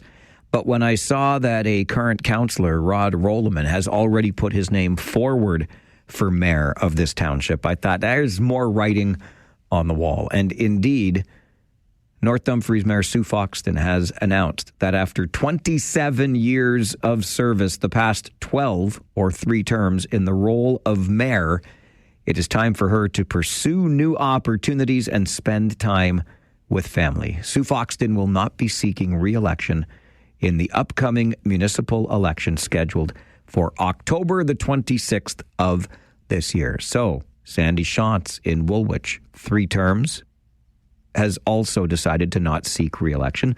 Sue Foxton in North Dumfries, 3 terms, and has decided to not seek re-election. So there you go, some news from the general news cycle as we move into this time of day and this time of week where we take a break from that stuff and have a little bit of fun, share some stories on the show. It's something we call the Flipside, and we do it every Thursday morning at 11:30. So this is what I'm going through. And look, you'll probably just say, it's because you're cheap, Farwell. That's why you're going through this. And that's a fair comment. I fully understand the cheapness of my ways all day, every day, and twice on Sundays. But I get the feeling that in this particular case, I can't possibly be alone. Maybe there's a sentimental reason for it. Maybe there's a reason for it, like my reason for it. And the it in this case is hanging on to an article of clothing. We know all about fast fashion, right? And stuff is basically designed to go out of style as quickly as you buy it. I'm a guy that enjoys a nice suit. I've been very fortunate over the years, thanks to a long-standing partnership with a clothing store in Uptown Waterloo, to have some really nice clothes. And even before those days, ties for guys, not that a lot of people wear neckties anymore. I still do it, but they get wider, they get thinner. Lapels on your coat, they're wider, they're thinner on your sport coat. It just goes on. And ladies, you know just as well how something's in style this season or this week, and then it's out of style the next week. But for me in this case, and this is an easier one to keep in style, if you will, it's a winter coat. And I remember buying this winter coat. I was very excited to get it. I won't use the name brand, but it's a quality name brand that you would associate with good winter gear. And I found it on a clearance rack. I don't even remember the store, to be honest with you. But when I found this brand on this rack, and I'm positive it was either $100 or $110. One or the other. I'm certain of the purchase price from the clearance rack about 15, maybe even pushing 20 years ago now. I can't remember exactly where or how long ago, but at least 15, I promise you that, because my beloved said to me the other day, you've had this jacket for as long as I've known you. And that's over a decade now. So I think I had it many years before we met, because it was a brand name that I always wanted to get. My buddies and I used to take these trips in the dead of winter to go to football games. And when you go to football games in the dead of winter, including football games at Lambeau Field in Green Bay, you're dealing with some winter weather. So I wanted to have a good winter coat. And when I saw this name brand on the clearance rack, I grabbed it. I was so excited by it. And in fairness, my beloved teased me about it a bit because it was the only thing I ever wore. It's got no style whatsoever. It's just a good quality winter coat. So high quality is it, in fact, that to this day, you would be hard-pressed, unless you are a real fashionista, I think anyway. You would be hard-pressed to say, boy, that guy is wearing a winter coat that he bought 15 years ago. It's just your everyday, average, run-of-the-mill winter coat. And I'm telling you, there is one thing that I noticed recently, because it has now become just kind of the snow shoveling coat, the dog walking coat, the coat you throw on in the wintertime because it's freezing ding-dang cold. I have a much nicer kind of dress winter coat that I can put on over one of the suits that I like to wear. But this is just my everyday, average, run-of-the-mill winter coat. It's that time of year. I'm going out to shovel the snow. I'm going out to walk the dog. Put on your winter coat. And it's as warm as it ever was. There is not, I'm not even joking, there's not even the hint of a rip in the lining. The one thing that I have noticed is in the right-hand pocket, which is the pocket where the treats get kept for Rosie the pandemic pup. So when we're walking, I'll reach into my pocket and, treat her along the way if she's doing things that I want her to do and all that stuff. And I did notice that the zipper on the pocket has kind of started to tear off. Who cares? It's a pocket zipper. I've never, I think in the lifetime of those coats, ripped or done up the zipper. It's just kind of starting to come away from the material. But about 2 weeks ago, the main zipper, the front zipper, broke. So my beloved's like, we're not getting rid of this coat. And I'm like, good, because it's a great coat. So she took it in to have a new zipper put on. Here's my concern, because I'm so cheap, right? I will bet you dollars to ding-dang donuts right now that the cost of this replacement zipper is going to be greater than what I paid for this coat upwards of 15 years ago. I'll bet you it cost me more than a C note. Kids, ask your parents. That's a $100 bill. I'll bet you it cost me more than that to have a new zipper put onto the coat that has lasted me flawlessly for about 15 years now. It's just a well-made garment. I guess that's what you get when you buy a high-quality brand name, I suppose. I mean, we could get into this whole thing about they don't make stuff like they used to, because I don't think they do. I've had other coats not last nearly as long, but the point of this is I've had it for so long. I've been teased about it because it's out of style, and I'm like, I don't care. I was really excited to buy this thing.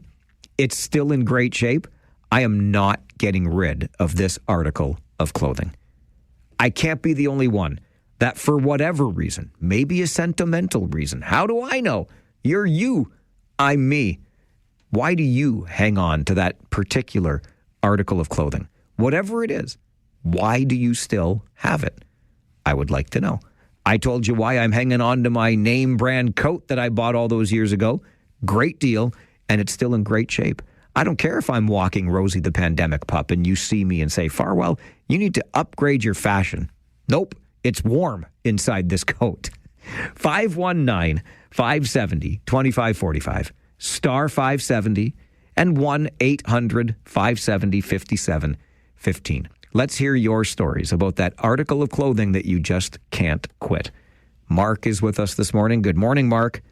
Good morning, Mike. I've got a Levi's jean jacket I bought over 30 years ago. Come on. Not kidding. Really? Really. And it still fits me, believe it or not. And it's weathered a bit. It's turned color, but it's still the beautiful Levi's jean jacket. You know what? It's weathered, it's turned color. That just makes it even better, Mark. It's unique, Mike. I absolutely love it. And what kind of condition is it in? It's excellent condition, Mike. Incredible. I love it, buddy. Way to go. Okay, Mike. Okay, Mark, thanks. Appreciate the call. You know, it brings me back to being a kid and jeans. And I mean, I think they still are, right? The kind of jean or the brand that you wear. I was always a GWG guy. And it wasn't Great Wrangler or whatever. Great Western Garment. It was Great Wayne Gretzky. Anyway, and I was faithful to the GWGs until I stumbled into Levi's and realized, I think I like Levi's better. Here's the thing with jeans. And I don't know if it's a guy thing, if this has ever happened to you ladies, but I cannot find a pair of jeans anymore that last me, and certainly not as long as my coat has lasted. They always rip in the crotch. I don't know what I'm doing wrong. Maybe it's because my thighs are too fat because I don't move enough. I don't know. Anyway, I got a little bit sidetracked there. Sorry. Mark has had a jean jacket, the old denim jacket, for more than 30 years now. That's a pretty long-lasting jacket. George, what about you? What article of clothing can you just not get rid of? An interesting story. Before I met my wife, I met this girl down the state. She was in West Virginia, and I really wanted to make it work. I really did. So I took a Minnesota North Star type jersey without the Minnesota North Star logo, and I created a West Virginia hockey team using that jersey. I created myself. I silk screened it. I did everything. And for the life of me, I can't get rid of it. You went to great lengths to impress this woman from West Virginia, eh? Yeah.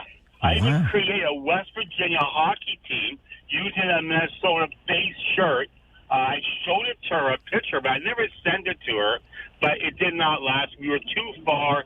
We just couldn't keep it going. I'll tell you, buddy, that is dedication right there. I love you this much. Good stuff, George. Thanks for the call. You're welcome. I appreciate it. That sounds like there's a sentimental attachment to that. And you know what? That's just fine. Phil, good morning. Good morning, Monsignor. How are you, my friend? I'm out here in Wartburg. Wartburg? Yep, that's just west of Stratford, Stephenville. Okay, so you're still Perth County, or have you crossed out into, what would you be into, Huron maybe? No, I'm still in the Perth County. Okay, Wartburg. Gotcha. Yep, all right. Okay, what article of clothing, and I don't want to hear about your gitch, Phil. Come on now. I have so many vintage jackets. That's what I call them, vintage. Yep. And my favorite one makes me look like the Bridgeport General. And I have to admit, over the decades, my barrel chest has slipped a bit. I've had the zipper replaced for $5. I know a good dressmaker. Oh, I wish I had talked to you first. This zipper's going to cost me more than a honey, I'm telling you. Yeah. And the whole secret is you got to use 10-pound fishing line for thread so it doesn't bust. Okay. I like it. Yeah, because when our barrel chest is no longer as barrely, it's the other part of the upper body that becomes the barrel, right? Yeah. Yeah. All right, Phil, thanks for the call. Good to hear from you today. I just know Phil a little bit. I thought for sure he was going to go to the gitch on us. Laura, good morning. Well, good morning, Mike. What article of clothing can you just not part with? I have a hoodie that I bought from Tiger Brand in Cambridge. Oh, my gosh. Tiger Brand. Good one. I know, somewhere between 35 and 40 years ago. Amazing. I know, and I love this hoodie. And, yeah, it's still good. No kidding. It came with I bought it, like the hoodie and sweatpants at the same time. I don't have the sweatpants anymore, but I definitely have the hoodie. A hoodie from Tiger Brand. I mean, that's like a classic now, Laura. I know. But, yeah, then they're gone, and that's too bad. It is. I love their product. Well, I'm glad you still have the hoodie. You're carrying it on. Right? Good stuff. All right. Have a good day. Thanks, you too. Bye-bye. Bye. There you go. A hoodie from Tiger Brand. You know what that makes me think of?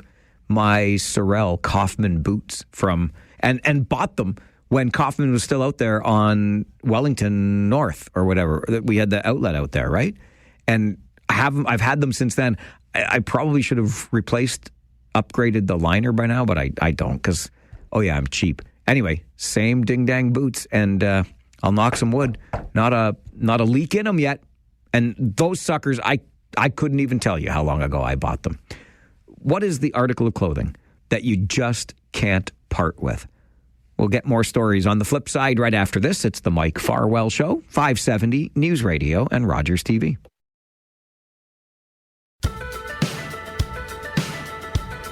I've got a coat.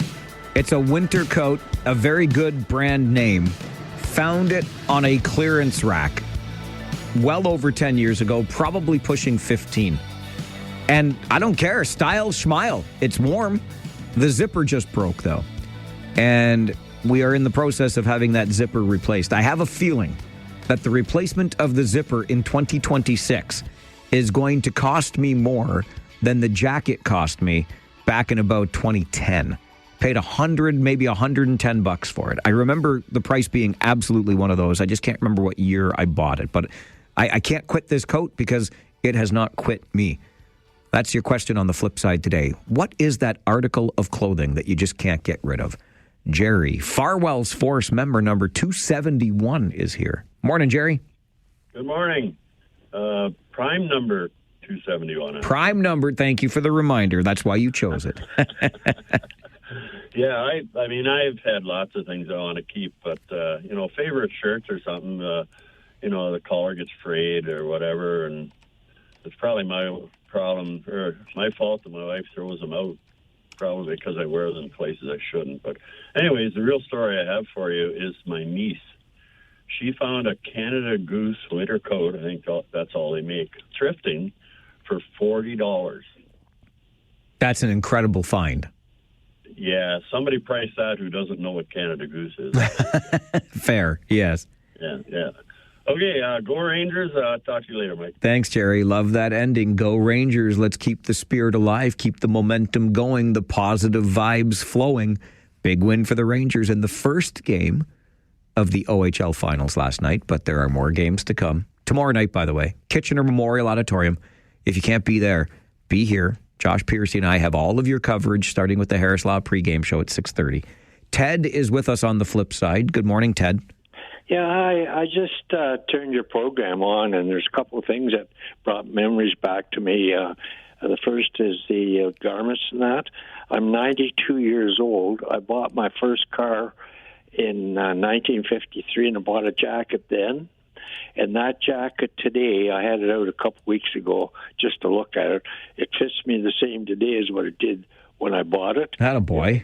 The other thing is I bought a leather jacket 50 years ago. Same thing. It fits me. I'm 5'8", 145 pounds now. And for most of my life, I think I was about 133. But the other thing that not too many people would have caught was the General. I remember the General, and that's a long time ago. But anyways... you remember the Bridgeport General, you remember him personally? Absolutely. Yeah, for sure. He was a character, wasn't he? Well, the thing was that what ticked me off was the city took the stop sign away from him for guiding the kids and that, eh? And that was so disgusting at the time that I thought, it's too bad that the region didn't revolt, because both he and his brother did nothing that was offensive to anybody, in my opinion, But anyways, I'm getting old and getting to the point where, there's not too much that interests me anymore other than the past, But all the best to you. You've been around for a while and done a lot for the community too, so more power to you, man. Thanks, Ted. Appreciate you. Have a great day. Yeah, thanks. Bye. Bye-bye. There's a note for you, kids, and anybody younger than me as a kid, just so you know. But you reach a certain age and stage of life where you spend most of your time thinking back on how things were or what had happened. I'm pretty close to that. I'm not Ted's age yet, but anyway. And I think that was a kind way of telling me that I'm old. You've been around for a while, Ted says. Some emails that have come in with regard to clothing you just can't quit. Davin sends an email to Mike at 570news.com. I have a polo jeans fleece hoodie that I purchased from Eaton's in downtown Toronto on Boxing Day. Used my Christmas money. I was 16. I'm 45 now, and it's still in great shape. My wife has tried to get rid of it a few times, but I won't let it go. Attaboy, Davin, you hang in there. Do not allow it to go away on you. Clinton says, I have an oversized, comfy sweater that I bought when I was 15 from Zellers at Conestoga Mall. I still have it now, which makes it about 25 years old, and somehow it's still in great shape. You see what we're getting at here, right? They don't make stuff like they used to. And Ian, I knew this was coming. I'm pretty sure I've got 40 years of Rush Tour T-shirts. Attaboy, Ian. I'm going to try to squeeze in one more before the news update. Sandy, I got about 30 seconds. Or you can wait till after the news. No, I can be super fast. Okay. I bought a fisherman sweater in England in 1985, and I still wear it to this day. Yeah, that fisherman sweater, why wouldn't you, right? That's going to be around forever.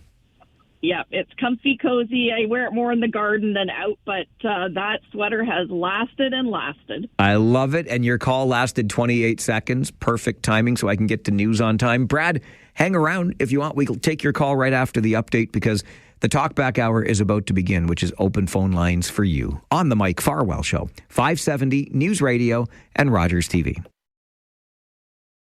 Take out the papers and the trash, or you don't get no spending cash.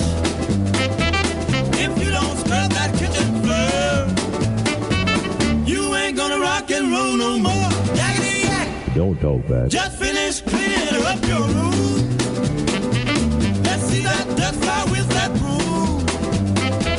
Get all that garbage out of sight. Or you don't go out Friday night. Jaggedy yak. Don't talk back. Every day, noon until 1, we open up the phone lines and allow you the chance to talk back. It's not like being in school. It's not like being a kid at home when your teacher and or your parent would say, don't you talk back to me. We encourage it here on the show. We love to hear what's on your mind. And we talk about a lot of issues on this program. So maybe something we talked about earlier in the day, you didn't get a chance to have your say then. We had an emotional conversation this morning about medical assistance and dying. Oh, my goodness. We can absolutely have more reflections on that. Any of the other issues that we've discussed or something that you would like to make the issue of the day. That's what Talkback is for. It's an open forum for conversation here on the show. 519-570-2545, star 570, and 1-800-570-5715. Let's get right to the phones. Brad is with us. Good afternoon, Brad. Hey, I just caught the tail end of the ratty kind of shirt, ratty thing that someone bought like 50 years ago type thing. And I got to tell you, okay, our friend Ernie will be able to identify with this because he's my neighbor and he knows this. I have a shirt that I bought at Old Navy maybe about 20 years ago, and I still have it, and it is really, really, really bad. And it's got holes in it and everything, and the challenge is I like thin shirts, and they don't make thin shirts anymore. They make them very thick. I'm a big guy, and I need something that's got a little bit more room and doesn't look bulky. This thing is, I get made fun of by all our friends and family and neighbors because they wear the darn thing. But I got to tell you, it's the most comfortable shirt you could possibly have. No kidding. And I can't find it. I go on Amazon. I can't find it anymore, right? And I fear at one point my wife will throw it out. Oh, that's what wives do. They know better than we do, Brad. You know this, right? It would be devastating for that to happen. So absolutely. But you ask Ernie. Ernie would be able to identify with that. He says, "Yep, that's Brad." I will ask Ernie. I promise you. Take care, buddy. Thanks, Brad. Good to hear from you today. That reminds me, and it pops into my head because I know Ernie is a big fan of the Baltimore Ravens, who are one of the arch enemies of my favorite NFL team, the Pittsburgh Steelers. And I had a Pittsburgh Steelers t-shirt that I could not get rid of. I could not. And it was falling apart. It had the holes. Eventually, I had to. That was one of the things I hung on to for more sentimental reasons, if you will. It was one of the first Pittsburgh Steelers t-shirts I'd bought for myself. There also is an old Pittsburgh Steelers sweatshirt that I think is still kicking around the Farwell abode, and my beloved wears it. It was like the cuffs on it fell apart. That I replaced the cuffs, and they fell apart again. The sweatshirt's not in bad shape overall. I think it still is in one of my beloved's drawers somewhere. Anyway, it's funny why we do this or how we do this, and we are interesting creatures, us humans. This all started with me sharing the story of the highly regarded name brand coat I found on clearance. It's got to be close to 15 years ago. And now we're just in the process of replacing the zipper, which I know is going to cost me more than the $100 or $110 that I spent on the coat about 15 years ago. But I can't get rid of this coat because it's still a darn good coat. So simple as that. And I'm too cheap to replace things. Rob is next with us on Talkback. Good afternoon, Rob. Good day. They left the BIE off the end, sir, so you may have been fooled. Oh, if they had kept the whole Rob B on there, I might have answered another line. Oh, that hurts. Well. When I hung up last night, you were telling JP that you were mad at me again for giving the refs grief, but anyway, it's a different day. Go Rangers. Clothes. Oh my God, I'm a pack hand. I carry I got all kinds of stuff. I've got, funnily enough, I've got a Pittsburgh Steelers jersey that I bought from Pittsburgh when I was 21, back in '89 when I went to visit a friend of mine. That's floating around somewhere. I've still got a windbreaker jacket from my UK hockey team. that I bought probably 25 years ago. It's been reduced to wearing it when it's raining and I'm working outside. But my prized possession is I've still got my very first band T-shirt. As you know, I love my music, but I've got a Blondie T-shirt that my mom bought me from a record store when I was 9 years old. So that's nearly 50 years old. So I've still got that. But before I leave, I got to tell you this because I haven't had the chance to tell you during the hockey season. We have a new saying in our house. My good lady, as probably told you in the past, she's the best Canadian and the worst Canadian as far as you'll be concerned, because she hates Getty and the boys with a passion. Oh, Robbie, be careful now. Be careful now. I know, but you'll laugh at this, and I think it's going to catch on, because she gets the earworms and she doesn't say anything. She keeps them to herself. She's very resilient like that. But the other night we sat watching telly, and completely out of the blue, she stands up and you can tell she's so mad. She's so angry. You can see it in her face. Because she likes Closer to the Heart now? Dude, this is the exact words that came out of her mouth, and I had nothing to do with it. She says, "What in the Mike Farwell is going on?" And I said, "Excuse me?" And apparently she got Tom Sawyer, who's been in her head all day, and she couldn't clear it. But her exact phrase was, "What, you can drop your HE double hockey sticks, buddy. What in the Mike Farwell?" I said, "What are you talking about?" She said, "I can't get Rush out of my head." So I'm going to leave you with that one, and have a great rest of your day, and go Rangers tomorrow. We'll talk after the game. I look forward to that. I mean, I'm going to have a good day now. I think my work here is done. If households the region round are uttering the phrase, "What in the Mike Farwell?" then we are absolutely doing something right. I thought that Closer to the Heart would have been the earworm, because it's the background for some of the new Ontario government commercials. But hey, Tom Sawyer, this is the thing with Rush. You can rag on Getty's voice all you want. You can rag on the band all you want. And then what we'll do, those of us who know what's what, right? We'll just play some Rush music for you, throw on a little Spirit of Radio, a little Red Barchetta, a little bit of the 2112 Overture, and you're going to hear it. And we're not going to make a point of telling you what we're playing. You're just going to hear it, and you'll be like, damn, this is really good music. And I'm like, oh, I knew that already. I knew that a long time ago. Robbie knew that a long time ago. Anyway, Robbie's a passionate Kitchener Rangers fan, a regular caller to Rangers Talk. And much like Joe, who called at the beginning of the show today and said, hey, we were just talking 10 hours ago. Well, Robbie and I were talking about how many hours ago now? 13 or so. Robbie and I were chatting at the end of the Kitchener Rangers game last night. Big win. And that takes me back to Marshall Crocker's update at noon. Do you mind if I just throw this in here? How about that Marshall Crocker guy? This guy's got some chops, eh? Sounds pretty good. He's new. I wish I sounded that good when I was new in this business. I like this guy. I hope we keep him. Is anybody listening? Management? Is this thing on? We like Crocker. Let's keep him, okay? Marshall, do you mind if I call you Crocker? Anyway, I like this guy's sound. I wish I'd had such a sound when I was such a young broadcaster, but I like this kid. Anyway, he talked about no power plays, no problem for the Kitchener Rangers last night, because they got 0 and the Barrie Colts got 3. But who doesn't love, and I know you love because I hear you cheer when it happens, who doesn't love a good penalty kill, right? Like, who doesn't love a good penalty kill? I love it. The guys work so hard, and we reward them with our applause when they do. Loved what the Rangers did last night in their 5-2 win over Barrie. Game 1. There are still 3 more games to win, and you know they will not be easy. The Barrie Colts want that J. Ross Robertson Cup as much as we do. So, big game tomorrow night at the Kitchener Memorial Auditorium.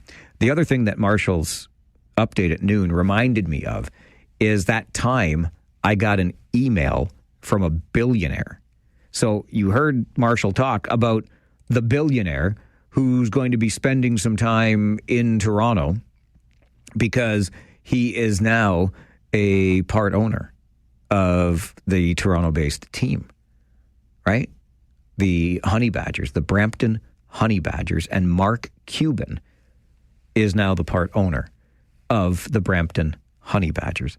Did I ever tell you about the time I emailed, like Mark Cuban and I were like email buddies? That happened. That was a thing. I should save that for a Flipside one day. We'll do our brushes with fame. Anyway, I'll tell you that story coming up, but I have to take this quick break, and then we'll come back with more of your calls on Talkback. But it's true. Mark Cuban emailed me. Okay, Mark Cuban responded to the email I sent him, and it was about the most ridiculous thing ever. You won't believe what he emailed me about, or what I emailed him about, but I may have had a few pops. The story's coming up, more of your calls. It's Talkback on the Mike Farwell Show, 570 News Radio and Rogers TV.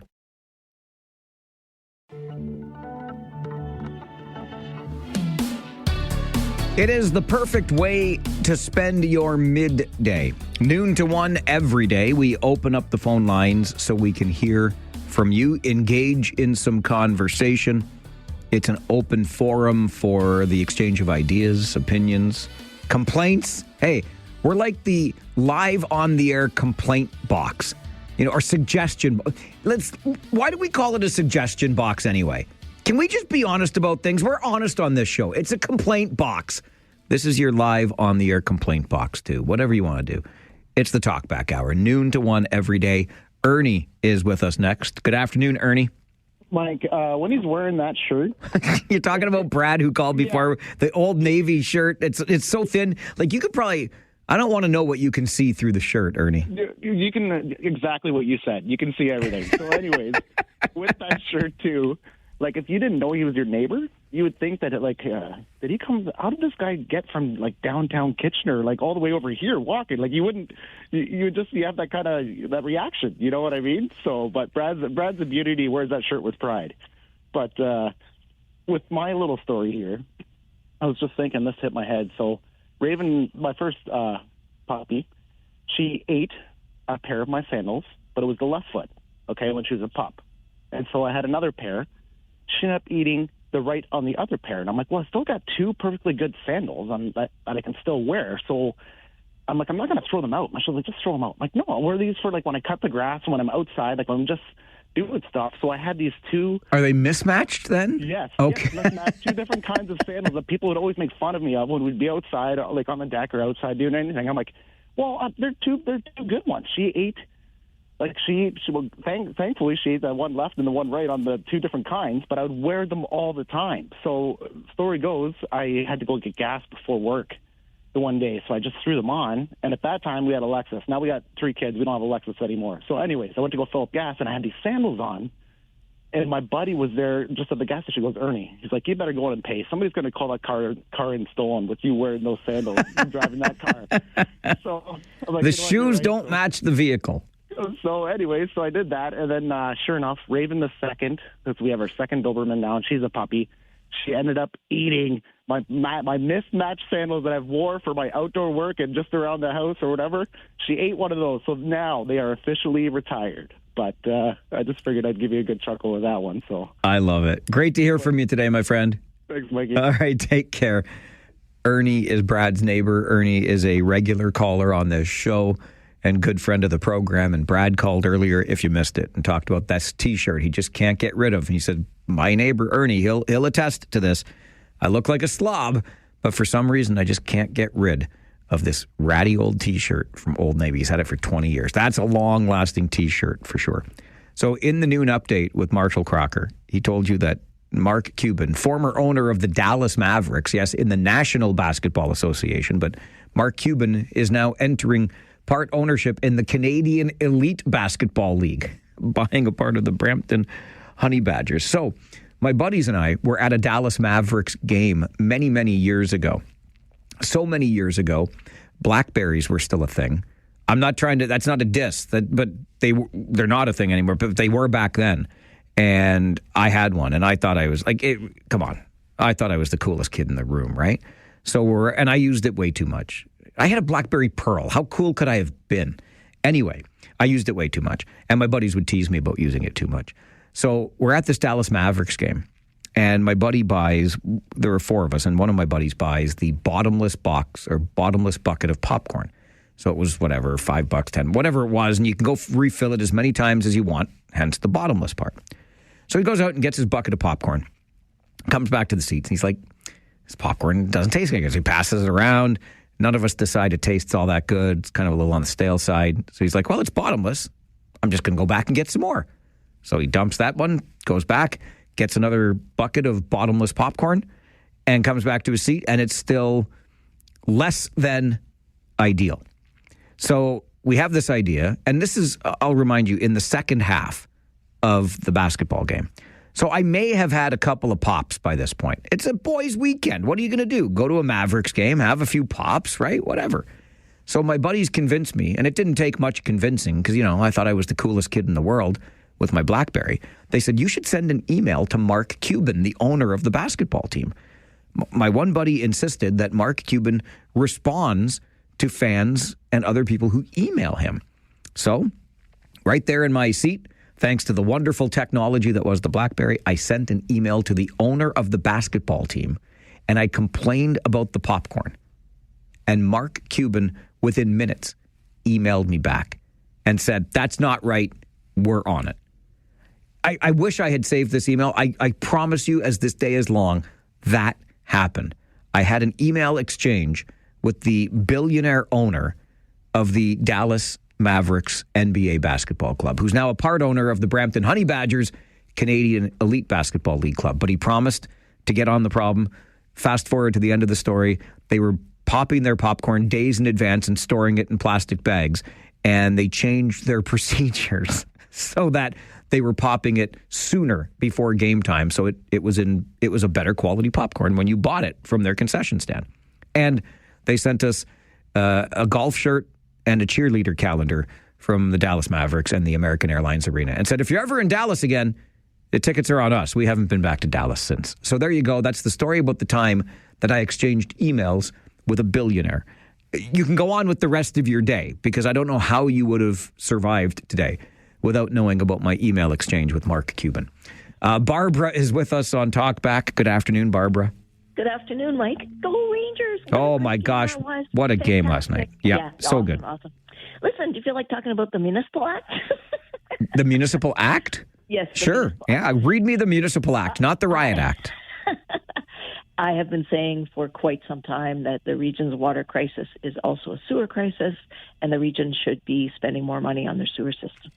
Well, I did some research in the Municipal Act. So regional municipalities have their power. It's delegated through the Municipal Act. So the province delegates the power to the regions.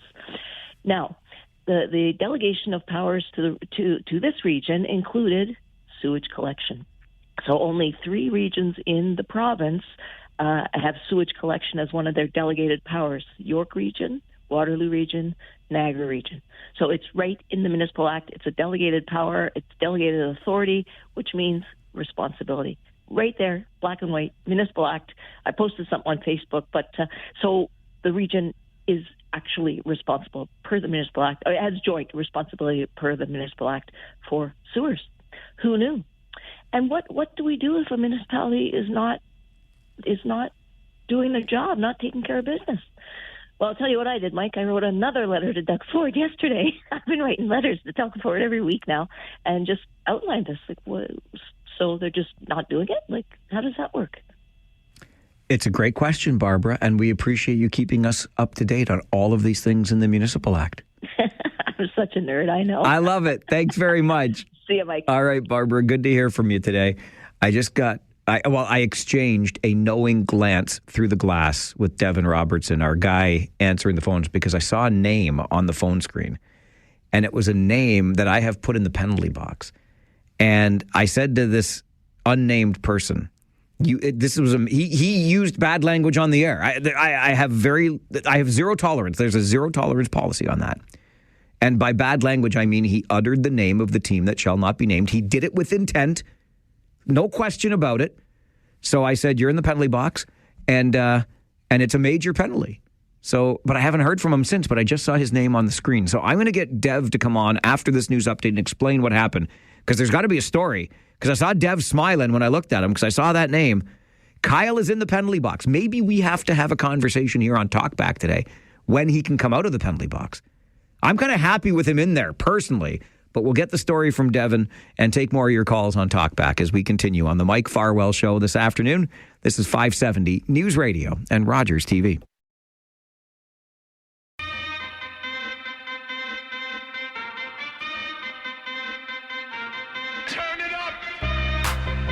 Okay, a wee bit of background for you here.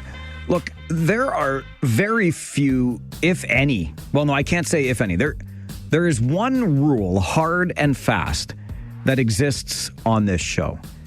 Other than that, I mean, I think we're pretty easy going in these here parts. But the hard and fast rule that I have made clear since day one on this show is that thou shalt not utter the name of the team that shall not be named. It's that simple. I'm a huge fan of the Toronto Maple Leafs.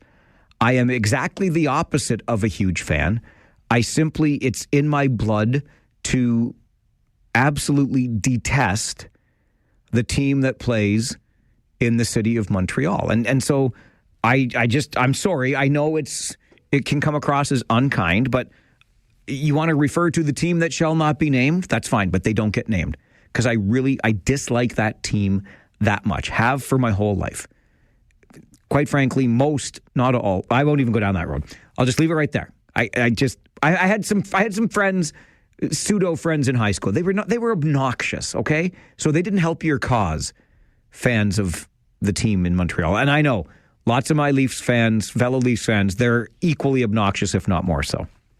Other than that, and I mean, of course, we just try to keep things respectful and courteous here on the show in a general way, just like we expect when we're interacting with one another in public. Simple as that. So the only real rule here is do not say the name of the team that shall not be named.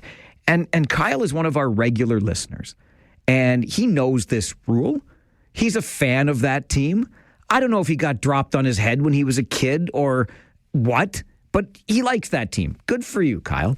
But he knows the rule, and he knows it very well, and he's always followed it. He's a good guy. And then the other day he called, and he was going great. He's talking about the Kitchener Rangers. He's cheered on the Kitchener Rangers, and we're talking, all excitedly about the Kitchener Rangers, and then wham! He came by, and he did a drive-by and shouted out that team's name. I couldn't even hit the hang-up button fast enough.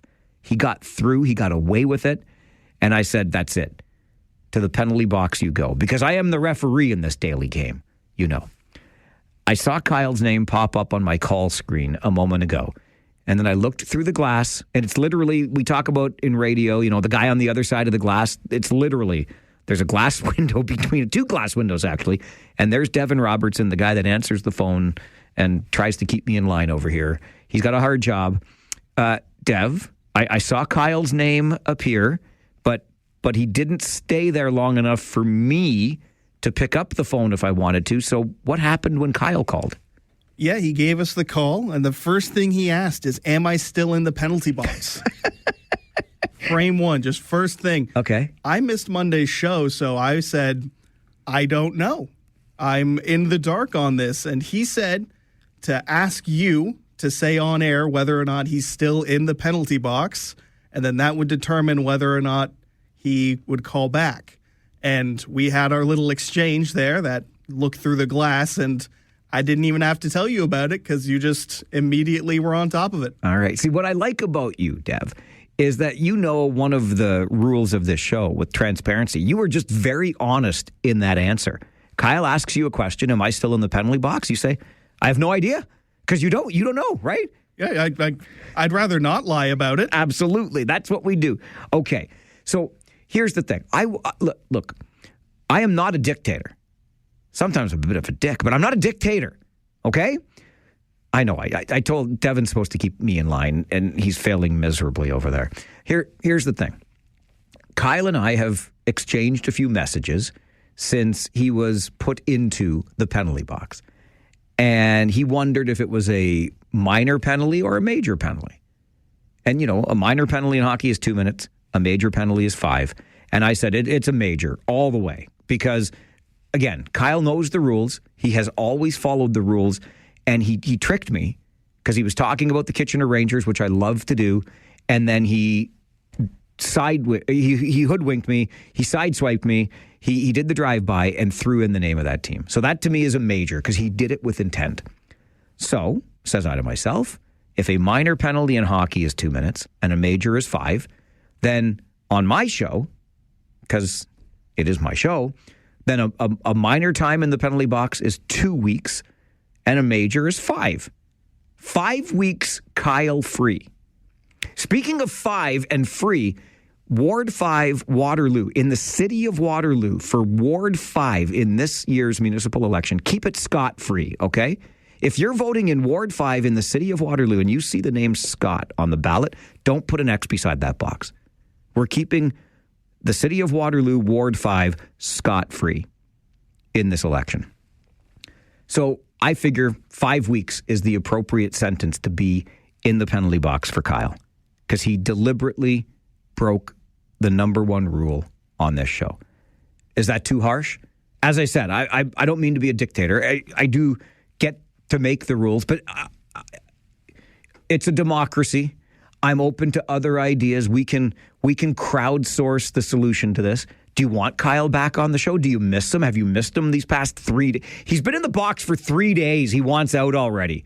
You broke the rules, pal. You pay the consequences. But I am happy to hear from you if you think that it's already been too long without hearing Kyle, or if you think 5 weeks is a fair assessment by yours truly. I didn't say I was a nice referee. I just said I was the referee. I'm a bit of a hard ass. I will not tell a lie. So if you want to weigh in on how long Kyle should stay in the penalty box, we can absolutely have that conversation. But my bidding starts at 5 weeks. 1 week for every minute that you would have gotten a hockey game for a major penalty. Talkback continues. Grant is here. Good afternoon, Grant. See, you think 5 weeks. Maybe it should be 55 weeks. We won't hear from Kyle for more than a year. I like Kyle. Oh, I used to like him. No, he bamboozled me. You know he's not funny. He's a rule breaker.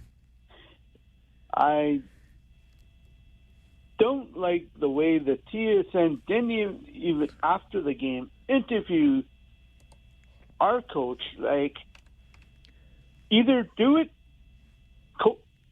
interview the Rangers coach, and interview the other Ranger player, 3-star. It's like, do you know Grant, who did interview the coach, right? You did, but I missed that. Wow, that now whose fault is that now, Grant? You see, it's like Kyle. He's in the penalty box. Whose fault? His. You didn't hear the coach interview. Whose fault is that? Because I was watching. Well, but and again, Grant, I can't help you. You got to make better life choices, pal. Well, do they not watch the last segment, last game, where they had a conference call? So I guess it's against the law. So what's against the law? Yeah, I guess it must be against the law to interview the Rangers coach. Yeah, they don't got enough time, and I bet you they'll do that against. We haven't been here since 2008. So you do a proper program, or you don't do it at all. Okay, listen, Grant. This is the real unfortunate part of being so successful, if you will. When the OHL gets to this part of the season, they have the opportunity, and I think you can understand the opportunity why they would be excited by it. They get the opportunity to be televised nationally. This is a good thing. Even though that Sports Network put it on their third channel, not their main channel, it's still an opportunity for more exposure for the game. So that's a very good thing. The real disappointing part is they remove, and in this case, it's the hardworking volunteers in Kitchener. In previous years, it'll be the hardworking volunteers in Barrie, because Rogers TV up there covers the games. And, you name it. All of these people that put in their time for the regional coverage, the local coverage all year long, get pushed aside so that the big network can come in and do its thing. And that's just the way that it works. And I guess the big network has other commitments, and they don't stay around for the post-game media conference. I totally understand how frustrating that is as a fan who's used to watching these things on Rogers TV Cable 20. But I promise you, like, this is the thing. And look, I get it. I know I say this all the time. I'm here on 570 on the AM dial. In my career, if you'll allow me, okay? I have gone as high on the dial as 640, okay? And here I am. I've only been going down. I'm at 570. You know what's going to happen next? I'm going to fall right the hell off the dial. I understand. Radio versus TV. Two things. First of all, you can watch the pictures and sync up the audio and listen to our audio, and I would appreciate that, and our partners would appreciate that. That's great. But we do have every night the post-game show with the coach and with the player, and so you don't have to sit around and stare at your boob tube to get it. You can hear it right here. So I understand the appeal of watching on television, but I will put our coverage on this radio station up against any coverage you get of any team anywhere in this league. I think Josh Piercy and I had a pretty fine broadcast last night. I'm sorry you missed it, Grant. We'll go back to the phones. Norma, Farwell's Force, member number 31. Good afternoon, Norma. Hey, good afternoon. How are you today? I'm good. How are you? Good. Not too bad. Thanks. Listen, a couple things. I agree with you that Marshall's voice is absolutely heavenly to listen to, but I don't think that he actually watched the game last night. What happened? Because, well, he says the Rangers handily handled the Barrie Colts. Well, it wasn't handily until the third period. The first and second period, I was like holding my breath and chewing my nails. It was not until the third period that things calmed down and they were in control. So that's just my take. Okay. I thought they handled them pretty handily myself, but that's okay. Yeah. Well, I don't know. The first two periods was fair. back and forth and back and forth. Kershey, our boy in goal, he was on fire last night. Boys looked good. He was. That's true. Looking forward to tomorrow night. Kyle, what about like 5 days? 5 days?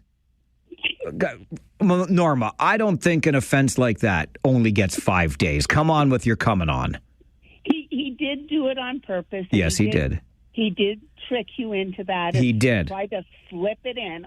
But 5 weeks is like, that's a long time. Well, aren't punishments supposed to be a deterrent?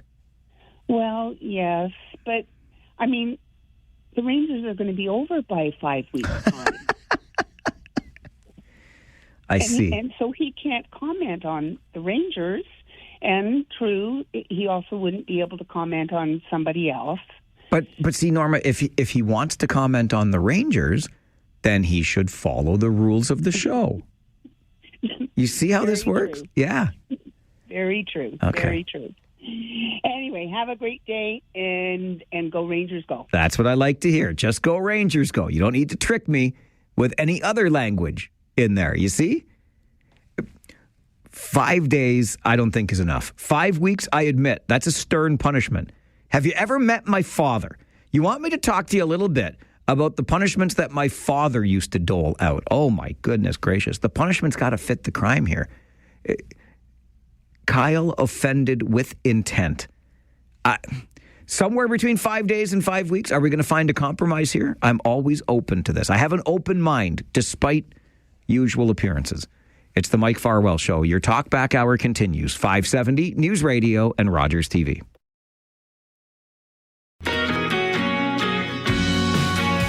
Oh boy, I like this. It's getting spicy in my inbox as we discuss the appropriate sentence for Kyle, who broke the number one rule on this show. Thou shalt not utter the name of the team that shall not be named. Brian and Margaret think that it should just be a fine and Kyle could get out of the penalty box simply by making a donation to Farwell for Hire. And that's also what another emailer says. I think he could buy his weeks back with a donation to Farwell for Hire. But then Sally, oh my goodness, I think Sally wants to put me in the penalty box. Oh my God, says Sally's email to Mike at 570news.com. I really get tired of you insulting the Montreal team. How old are you? Time to grow up. Sally, I'm 54. Thank you for asking. Turn 55 this summer. Grow up, I tried. I'm 5'5". That's as tall as I'm getting. And I wouldn't insult the Montreal team if they didn't suck so much. Just in case you were curious, I thought I'd share that with you. 5 days, 5 weeks, buy back some weeks with a donation to Farwell for Hire. We're getting creative here. Paul is with us on Talkback. Good afternoon, Paul. Hi, Mike. Listen to your show every day, all day. Great entertainment. On the Kyle front, I'm in favor of the 5 weeks. If Montreal had to endure what we in Toronto had to endure, there wouldn't even be a hockey team in Montreal. Anyway, I'm really impressed with the thought of paying a fine. Fine is good, or 5 weeks. Stick with it, buddy. All right, Paul. Thanks very much. Have a good day. Thank you. I like where you're coming from there. And you see what Paul's saying? Like, we long-suffering Leafs fans are hardier and more resilient than fans in Montreal, right? They would have given up on their team, is what he's saying. Now, Mike's email to Mike at 570news.com says, you're being a dictator, Tot. Okay, I got you. 5 weeks is a long time, says Mike. Yeah, but he broke the rules on purpose, Mike. Don't forget that. Peter says, how about 5 weeks or whenever the team that shall not be named loses out? Interesting. And Jason says, come on, Mike. He offended with intent, but he never got caught. He slipped it in and you missed it. Well, how could anybody catch it? I caught it, Jason. I caught it upside the head. Just a little bit too late. Face it. He got away with it and he cannot be penalized. I don't know. I think maybe a buyback. We'll start it at $50 a week. How many weeks does Kyle want to buy back? It's a donation to Farwell for Hire. Andre, good afternoon. You're on Talkback. Good afternoon, Mike. Farwell's Close, Forest 369. I have a couple things to say. Andre, are you awake right now? We've been on fire this... what? I'm listening to you, Mike, and I have so much to say, I have to focus. Okay, focus. Andre, focus.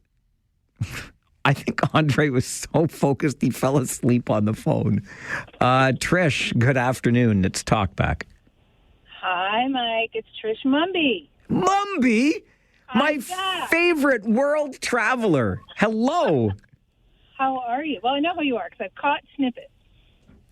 I've had a busy week. It was my first week home, but I had to call in when I heard Talkback because I've heard snippets and I have concerns. Okay, what are your concerns? Yesterday, I felt like I was hearing you were falling out of love with the Maple Leafs. I mean... And today you're mad at Kyle about the team. Like, they can't suck that much if they're in the finals or whatever we call this end of the sport. Anyway, I wanted to introduce you to my way of sport. Okay. It's called bandwagoning. And I love it because, like, I'm always winning. I'm currently hard on the Ranger bandwagon, obviously. Of course. But, you know, I was on the Sioux Greyhounds a few years ago because I had a friend playing for them. I've been a North Bay fan. I've sometimes watched basketball. I love the Masters because that's my favorite nap of the year, and I just go with whoever I like that year. And it's just so much more relaxing to just jump on bandwagon. I wish I could be that way, Trish. I wish I could. It's very difficult for me. It's the way to be. It's okay. wonderful. All right. So I should be a bandwagoner instead of such a stickler. It's really great. Okay. Listen. I just want to say hi and that. And another observation from my travels, I listen to AM radio anywhere I am that it's a French or English country and I can get by. You are excellent at your job. That is what I need to tell you, having listened to a lot of radio all over the world. Well, I appreciate you very much for saying that. Thank you. Okay, bye. Bye. Great to hear from you. We're going to hear more from Trish because what she did over about 8 months, more than 20 countries, 200 plus days, solo vacation, whatever, travel. It's a story that I want to share. I'm going to get in touch with Trish and we're going to have her on the show sometime in the weeks ahead. Sometime before Kyle is out of the penalty box, sometime after. I'm not sure. We're working on this, Kyle. And maybe we'll work on it more tomorrow because I got to go for today. Time is up. I invite you back tomorrow morning at 9. It's our Friday show, the not $1 million question, the Friday 4 Roundtable. and more. My name is Mike Farwell. You are a force for good. Bye for now.